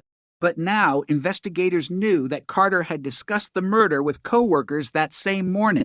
That meant his 1987 statement was false. The question was why? Was he simply lying to protect himself from suspicion? Or had he known more than he admitted? Shaw examined the original interview note. The detective who questioned Carter had written a short observation in the margin. Subject appears nervous when vehicle discussed. That sentence had never triggered a follow-up. In 1987, there was no reason to focus on it. Now it looked different. The detective was dead. His handwritten notes were the only surviving record of his impression. Shaw stared at the sentence for several minutes. Then he placed a copy beside Carter's modern interview. The same pattern appeared. When investigators mentioned Laura's car, Carter became defensive. When they mentioned the road, he became quiet. When they mentioned the pickup, he asked how much they knew. Behavior could not prove guilt, but it could reveal fear. The team moved deeper into Carter's history. They discovered that after Laura's murder, he abruptly changed jobs. He left the construction company within 3 months. He moved to another town, then another. He married, had children, built a career. There was nothing extraordinary about the move. People move. People change jobs. People start families. But one detail stood out. Every move took him farther from the county. Not hundreds of miles, just far enough. Enough to put distance between himself and the place where Laura had died. The investigators could not prove that was intentional, but they could see the pattern. Then they found an old letter. It had been written by Carter to a friend shortly after he left Texas. The letter contained a sentence that investigators found disturbing. "I need to get away from this place." There was no mention of Laura, no mention of murder, nothing explicitly criminal. It could have meant anything: work, family, money, personal problems. But the timing made investigators uncomfortable. He had left shortly after Laura's murder, and he had never returned permanently. The case file grew thicker. The evidence became more complicated. But there was one thing investigators could not recover: Laura's final words. Nobody knew them. Nobody knew whether she recognized Carter. Nobody knew whether she fought him. Nobody knew whether she begged him to stop. The only surviving clue was Evelyn Harper's memory. One word: please. Daniel Bennett eventually heard the recording of Evelyn's interview. There was no audio from 1987, only the modern interview. He listened to the elderly woman's struggle to remember. He heard her describe the headlights, the vehicle, the distant voice. Then that word: please. Daniel turned the recording off. He sat in silence. For decades, he had imagined Laura's final moments without knowing anything. Now he knew one thing: she had been afraid. That knowledge hurt, but it also made her more real. She was not simply a photograph, not a name in a case file. She had been alive in that moment. She had understood danger. She had tried to survive. That changed the way Daniel thought about the case. He no longer wanted only justice. He wanted Laura's courage remembered. The investigation continued. Forensic specialists examined the old clothing one more time. They searched for microscopic traces that might still provide information. Most of the material had degraded, but one fiber remained. It was synthetic, dark blue, consistent with material used in work jackets during the 1980s. Carter had owned several work jackets, but millions of people did. The fiber could not identify him. Still, it supported the possibility of physical contact. The defense argued that the clothing could have been exposed to countless environments. That was true.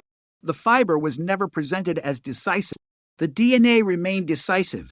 The fiber simply added context. Another detail emerged from the vehicle: the coffee cup. The original cup had been preserved as evidence. There was no usable DNA from the outside, but the laboratory found a partial fingerprint on the lid. It did not match Carter. It did not match Laura.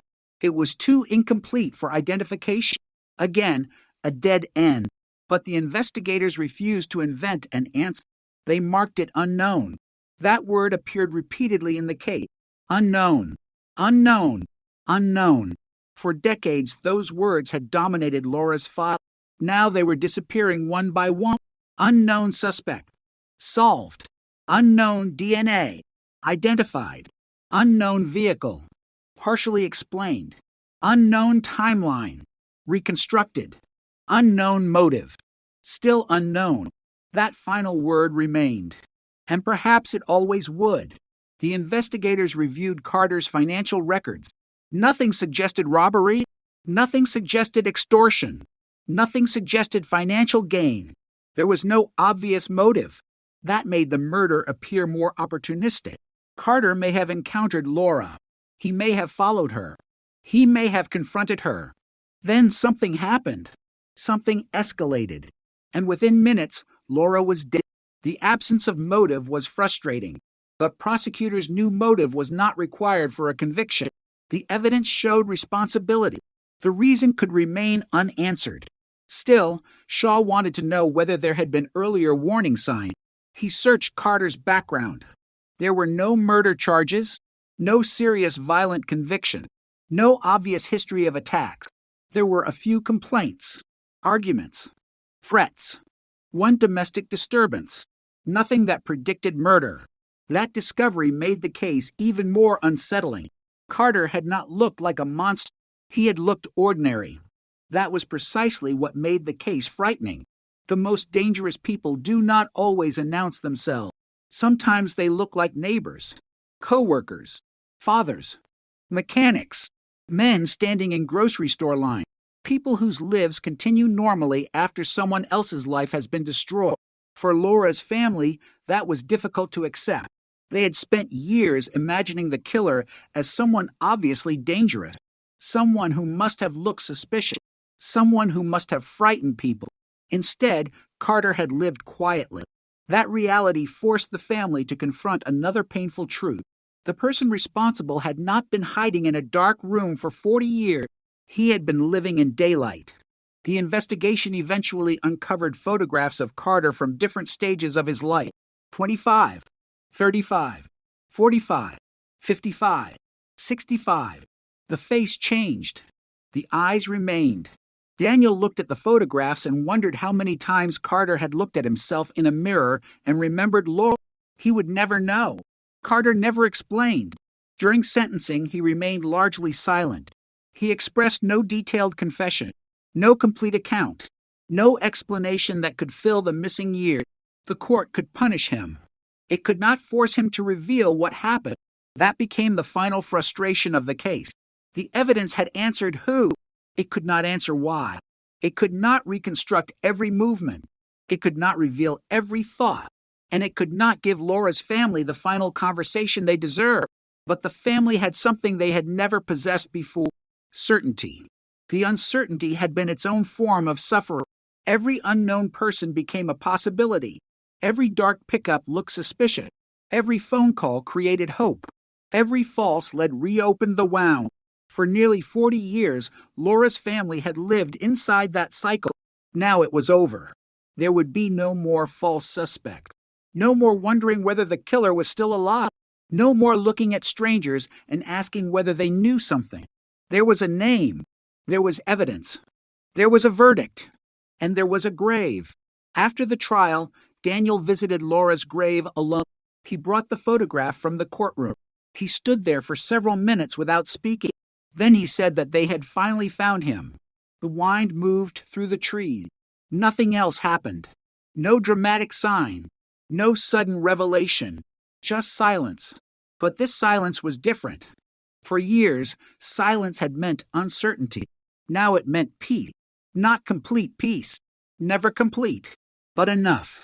The cold case had finally stopped chasing the family, and perhaps that was the greatest victory. Not the headline. Not the arrest. Not the verdict. The end of the waiting. The end of wondering. The end of waking up every morning with the same unanswered question: who did this? The answer had arrived through science.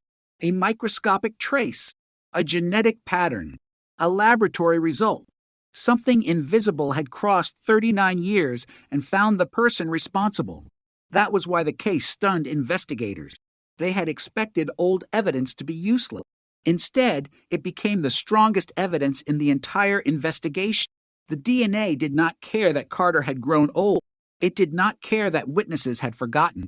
It did not care that detectives had retired. It did not care that the road had changed. It simply remained, waiting. And when investigators finally asked the right question, it answered. Laura Bennett disappeared in 1987. For decades, the world moved forward without her. Technology changed. Buildings disappeared. Families grew. Children became parents. Parents became grandparents. The people who knew Laura aged. Some died. But the case remained. A small file. A box of evidence. A photograph. A name. Then science opened the box again, and the past came rushing back. That is the strange power of a cold case. Time can bury almost everything, but not always the truth. Sometimes the truth is microscopic. Sometimes it sits in a laboratory freezer. Sometimes it waits in a cardboard evidence box. Sometimes it survives longer than the people who created it. And when the right investigator comes along, the smallest surviving trace can become louder than 39 years of silence. The Texas road where Laura disappeared still carries traffic. Most drivers pass without knowing her name. They see field, tree, fences, a stretch of pavement disappearing into the distance. But somewhere beneath the ordinary landscape is a history that refuses to vanish. A young woman drove home one evening. She never arrived. A family waited. A community wondered. Investigators searched. The case went cold. And then, almost 40 years later, DNA brought the answer back. Not with a dramatic confession, not with a killer walking into a police station, not with a witness suddenly remembering everything, with science, with patience, with evidence that had refused to disappear. The cold case was solved. But Laura's story was never really about the man who killed her. It was about the life he could not erase. Her family remembered her. The photographs preserved her. The investigators protected the evidence. And the DNA preserved one final connection to the woman whose life had been taken. Carter could outlive the crime. He could move away. He could change jobs. He could grow old. But he could not outrun the smallest trace he left behind. 39 years after that lonely road went silent, the silence finally broke. And this time, it spoke Laura's name. The case should have ended with the verdict. On paper, it had. The defendant had been convicted. The family had received an answer. The evidence had been explained. The decades-old file could finally be closed, but investigators knew something still bothered them. The second DNA profile, the unexplained vehicle evidence, the missing hour, the possibility that the crime scene had contained more than one person's genetic material. And once a cold case has been open for nearly 40 years, investigators learn one dangerous lesson. Solving the central mystery does not always mean every mystery has disappeared. Detective Martin Shaw refused to ignore the unidentified DNA. The profile was weak, incomplete, but it existed, and it came from evidence associated with Laura. The first priority was determining whether the profile had any forensic value. The laboratory repeated the testing. The result was the same: a partial male profile. Not enough markers for a definitive identification. Not enough quality for a standard database hit, but enough to compare against specific individuals. Investigators began with the people closest to Laura: family, friends, co-workers, anyone who might have had innocent contact with her clothing. One by one, the profiles were excluded. Then they checked emergency personnel who had handled the scene. Excluded. Medical personnel. Excluded. Investigators who had processed the evidence. Excluded. The profile remained. Unknown. That word again. Unknown. The same word that had haunted Laura's case since 1987. But now it carried a different meaning. The original unknown had been a complete stranger. This one was a biological trait. It might mean nothing, or it might mean everything. The laboratory warned investigators not to overinterpret it. DNA can travel. DNA can transfer. A microscopic profile does not automatically tell investigators when or how it arrived. The responsible thing was to remain cautious. Shaw agreed, but he also knew that cold cases often turn on details nobody expects. So the team began reviewing the original evidence collection process. Who had touched Laura's clothing? Who had moved the body? Who had photographed the scene? Who had packaged the evidence? The chain of custody was examined line by line. Nothing immediately appeared wrong. The evidence had been properly handled. The unknown profile was not obvious contamination. That made the mystery harder. Investigators then asked a different question. Could the profile belong to someone who had encountered Laura before the murder? A co-worker? A friend? Someone at the convenience store? Someone who had touched her clothing days earlier? That possibility remained. The DNA could not tell them whether contact occurred that night. The distinction was critical. They did not want to create another suspect simply because a genetic profile existed. The investigation had already shown what happened when theories outran evidence. Too many innocent people had once been dragged into the shadow of Laura's murder. This time, investigators wanted facts. They returned to the convenience store. The original building was gone. A new business stood on the site. But the owner from 1987 had kept a box of old documents, receipts, employee schedules, maintenance records, insurance papers. Most were irrelevant. Then investigators found a handwritten notebook. The store owner had recorded unusual incidents. One entry was dated the night Laura disappeared. Customer argument near parking lot. No names, no details. But there was a time. 7:11 p.m. That was significant. Laura had been seen at the store around 7:02. Her car was believed to have left shortly afterward. The notebook suggested an argument had occurred minutes later. The owner had not remembered it during the original investigation, perhaps because he had not been at, perhaps because he had forgotten, or perhaps because the argument seemed ordinary. The investigators searched for employees who had worked that shift. One was still alive. She was 73. When asked about the night, she remembered a woman standing beside a car. She remembered a man. She remembered tension. But she could not identify either person. Then she remembered something. The man had been wearing a dark jacket. That detail matched the fiber found on Laura's clothing. Again, not proof, but another piece. The unidentified DNA profile was still unresolved.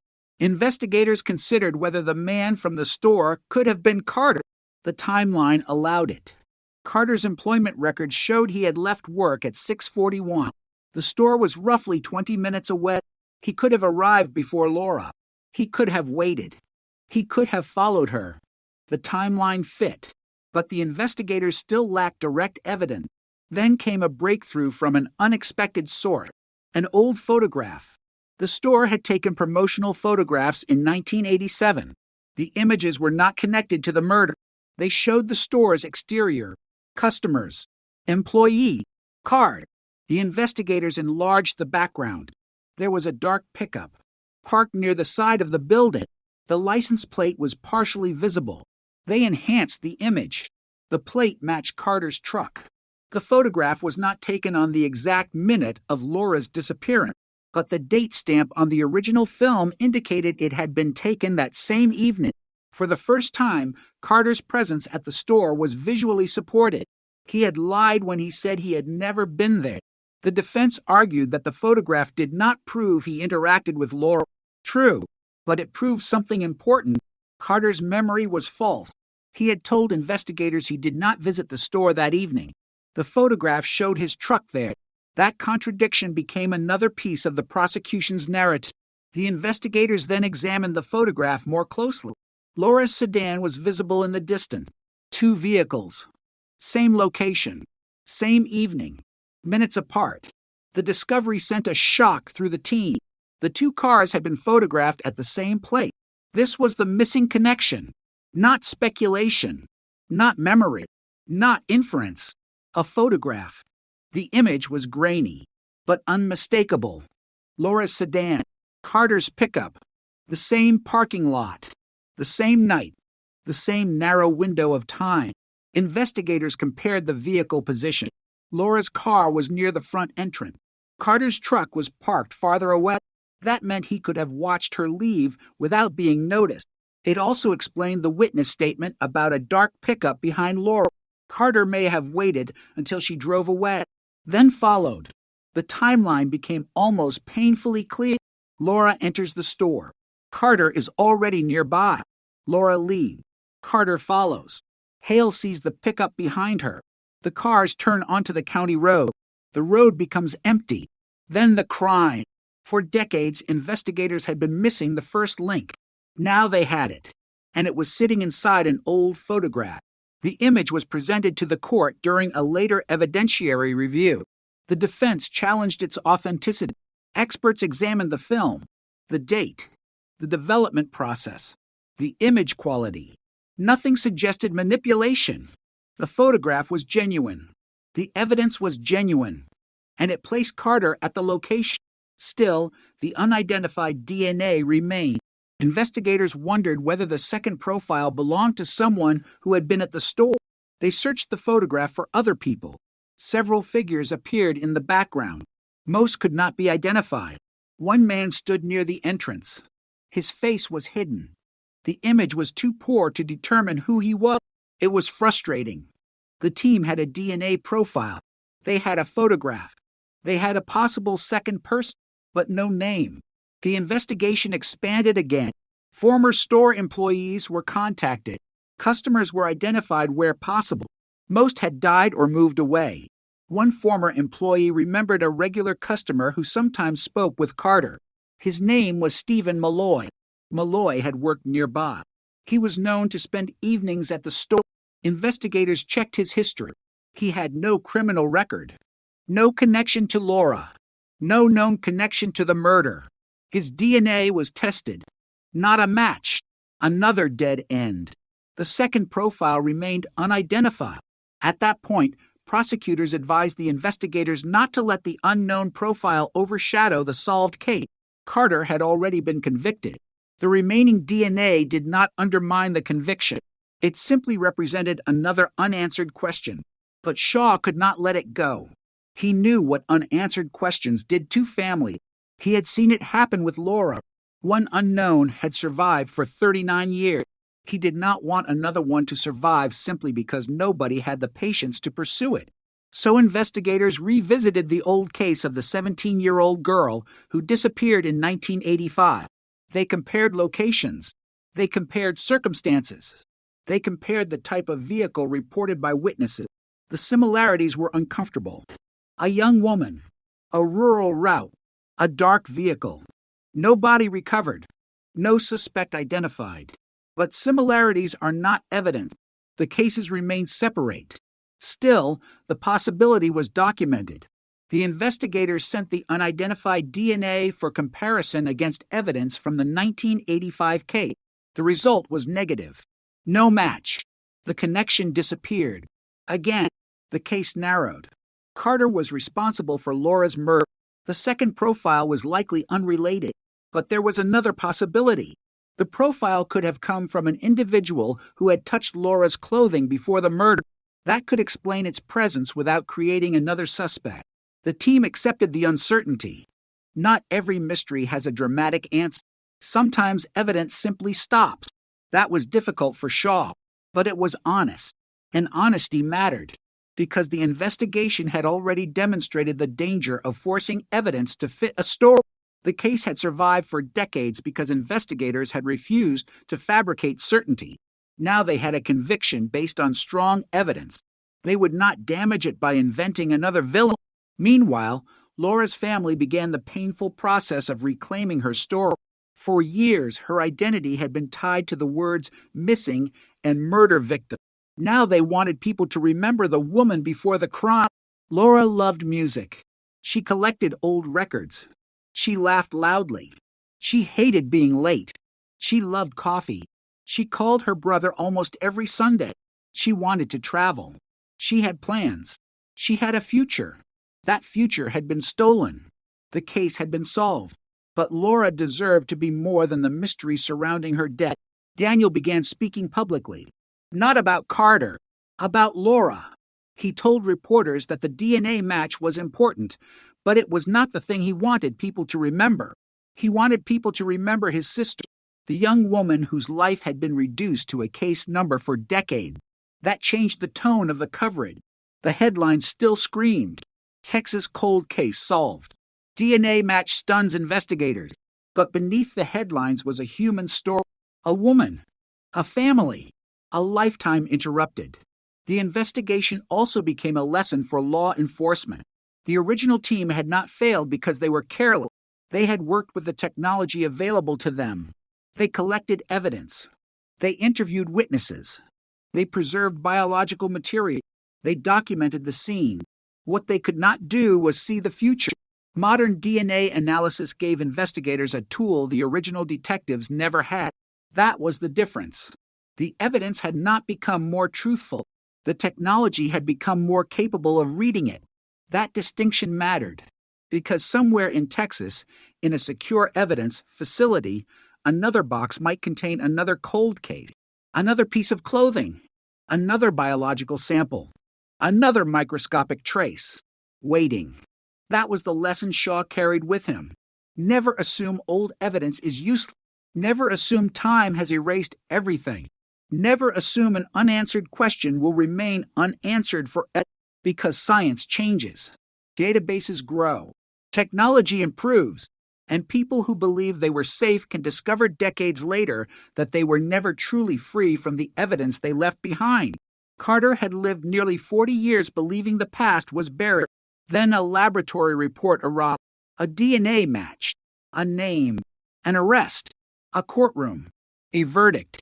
Everything changed in weeks, but the evidence had been waiting since 1987. The road had been waiting. The photographs had been waiting. The case file had been waiting, and Laura's family had been waiting. The cold case did not suddenly become solved. It had been solving itself quietly for decades. The final piece was simply the technology capable of revealing it. And somewhere inside that truth was the most haunting fact of all. The killer did not escape the past.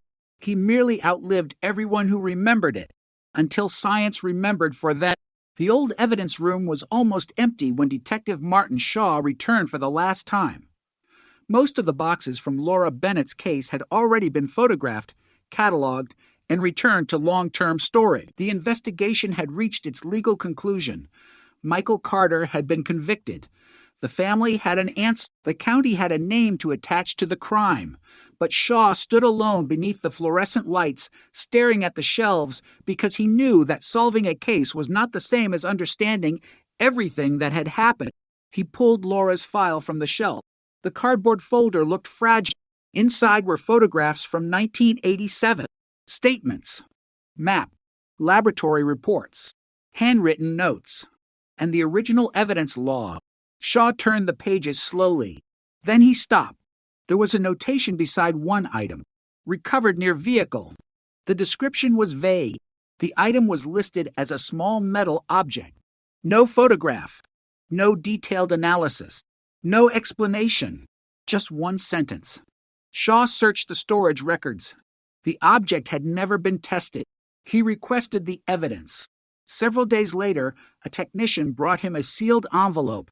Inside was a small metal pendant. It was tarnished. The chain was broken. The pendant was shaped like a tiny cross.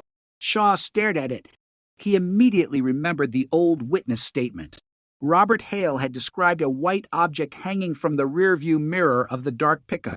Carter had owned a religious medal, but this was not proof. The pendant had been found near Laura's car, not inside Carter's truck. It could have belonged to Laura. It could have belonged to anyone. Still, Shaw sent it for examination. The laboratory found no usable DNA, no fingerprints, nothing. Another dead end. But Shaw noticed something else. The pendant had a small scratch across the back. A letter had been carved into the metal. M. One letter. Nothing more. Carter's first name was Michael. Again, coincidence. The pendant could have belonged to someone else. The investigators refused to overstate it. But the object became another strange detail in a case already filled with them. The more they reconstructed the night, the more they realized how many small moments had been lost. Laura's last conversation, the first confrontation, the exact moment she left the road, the moment the vehicle stopped, the final seconds beneath the tree. Those moments were gone. No forensic technology could recreate them perfectly. That was the limit of the investigation, and perhaps the hardest truth for the family to accept. A solved case does not mean every question has an answer. Sometimes it means the evidence has become strong enough to establish what happened without explaining every second. For Daniel Bennett, that distinction mattered. He told Shaw that he had spent decades imagining the worst. Now he finally understood something. He did not need to know every word Laura had spoken. He needed to know that she had not been forgotten. That became the emotional center of the case. Laura had not disappeared into an anonymous file. Her family had carried her. The detectives had preserved her evidence. And eventually, modern science had carried the investigation across decades. The final report described the case as resolved. But Shaw refused to use the word finished. He believed the case had entered a different stage. Not active investigation. Not unresolved mystery. A historical record. A warning. A lesson. A reminder that evidence can survive long after human memory fades. The story attracted national attention again. News organizations revisited the original photographs. Some showed Laura smiling. Others showed the abandoned vehicle. The contrast was devastating. One photograph showed a young woman full of light. Another showed the place where that life ended. The public wanted the details. How did DNA identify Carter? Why had he not been caught early? Why did investigators suspect him decades later? Why had the evidence survived? The answers were surprisingly simple. Technology, persistence, preservation, time. The DNA had not suddenly appeared. It had always existed. The difference was that modern testing could extract a profile from material that had been nearly meaningless in 1987. Then genealogy narrowed the search. Then investigators built a family tree. Then they identified Carter. Then they obtained a reference sample. Then the direct comparison confirmed the match. No single miracle, just a chain, one link after another. That was why the case stunned investigators. The breakthrough looked sudden. It was not. It was the result of years of preservation and modern forensic science finally intersected. The story also changed the way the community remembered 1987. People who had been children at the time began telling their own memory. They remembered the newspaper headline, the police cars, the search parties, the fear. Some remembered their parents locking doors early. Others remembered seeing Laura's photograph on television. The murder had become part of local memory. Now the memory had an ending. At a small memorial service, Laura's family placed flowers near the road where her car had been found. There was no large ceremony, no cameras, just family, a photograph, a few words, and a silence that felt different from the silence of 1987. Daniel stood beside the photograph. He said that his sister deserved to be remembered for how she lived, not only how she died. That sentence was repeated by reporters afterward. It became the most human line in the entire story, because true crime has a tendency to turn people into mystery. Laura had been described for decades as a victim, but before she was a victim, she was a person. She had favorite songs. She had favorite foods. She had habits. She had dreams. She had a family. The murder was one night. Her life was 24 years. That distinction became important. The case had been solved. Now the family wanted Laura back in the store. Not literally. That was impossible. But in memory, in photographs, in conversations, in the ordinary details that had nothing to do with murder. That was how they began healing. Slowly. Not forgetting. Never forgetting. Just learning to remember without waiting for the phone to ring. Meanwhile, Carter's conviction remained under appeal. His attorneys challenged several aspects of the forensic evidence. The process continued through the court. The family waited again. The irony was painful. They had already spent decades waiting. Now they had to wait for the final legal process. But this time, the waiting was different. There was no unknown suspect, no endless possibility. The evidence was public. The verdict existed. The case had been heard. The appeal could challenge legal questions. It could not return the case to 1987. The road remained. The evidence remained. Laura's memory remained. And the DNA remained. The appellate court ultimately upheld the conviction. The ruling brought another wave of headline. The cold case was officially settled. No retrial. No reversal. No escape through technicality.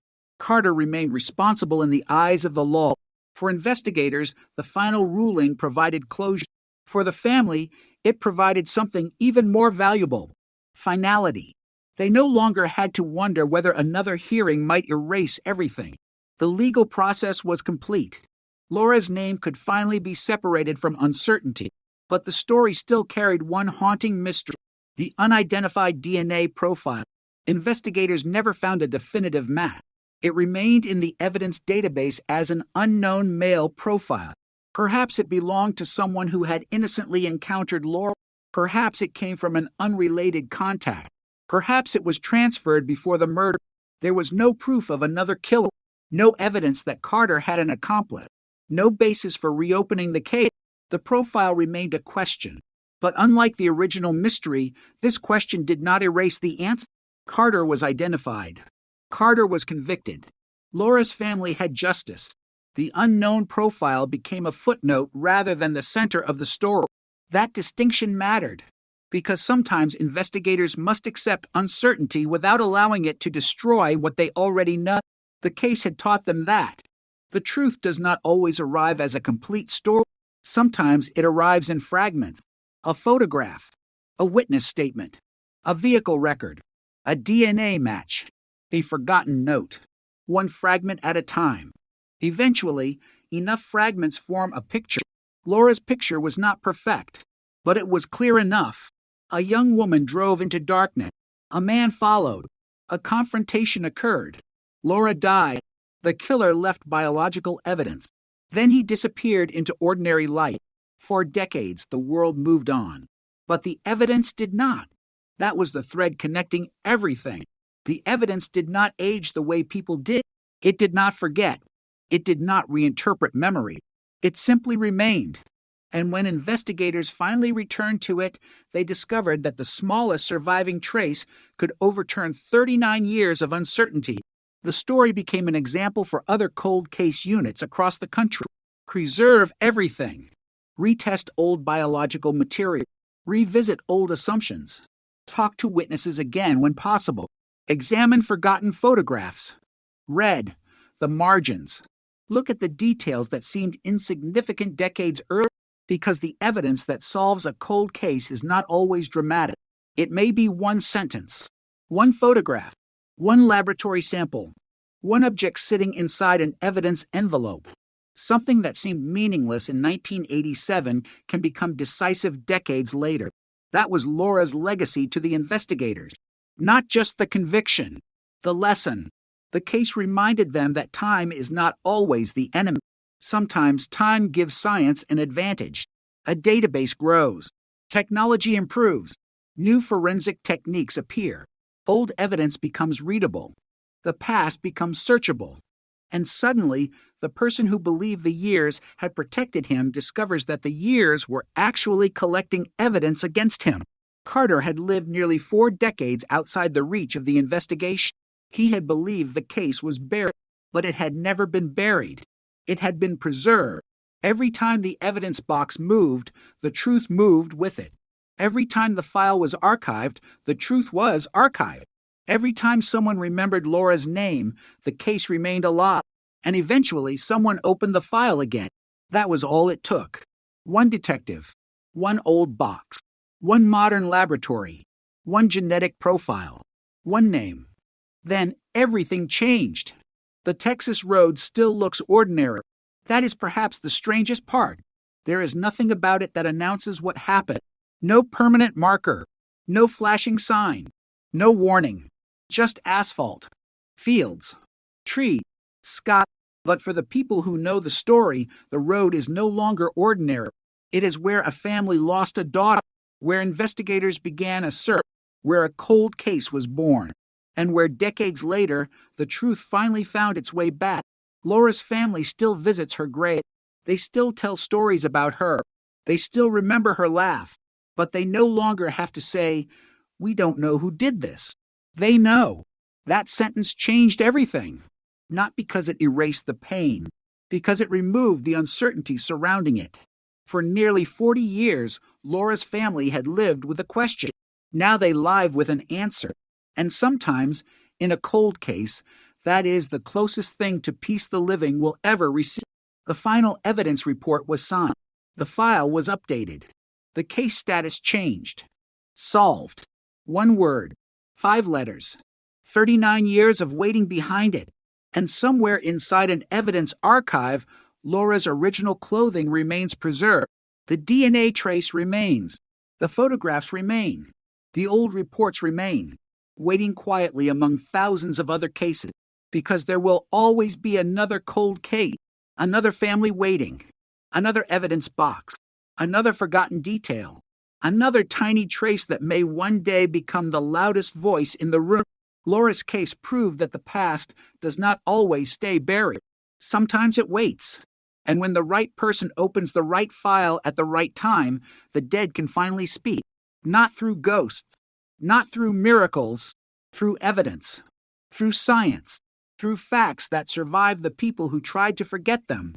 39 years after Laura disappeared, the silence finally broke. And this time, nobody could pretend they had not heard it.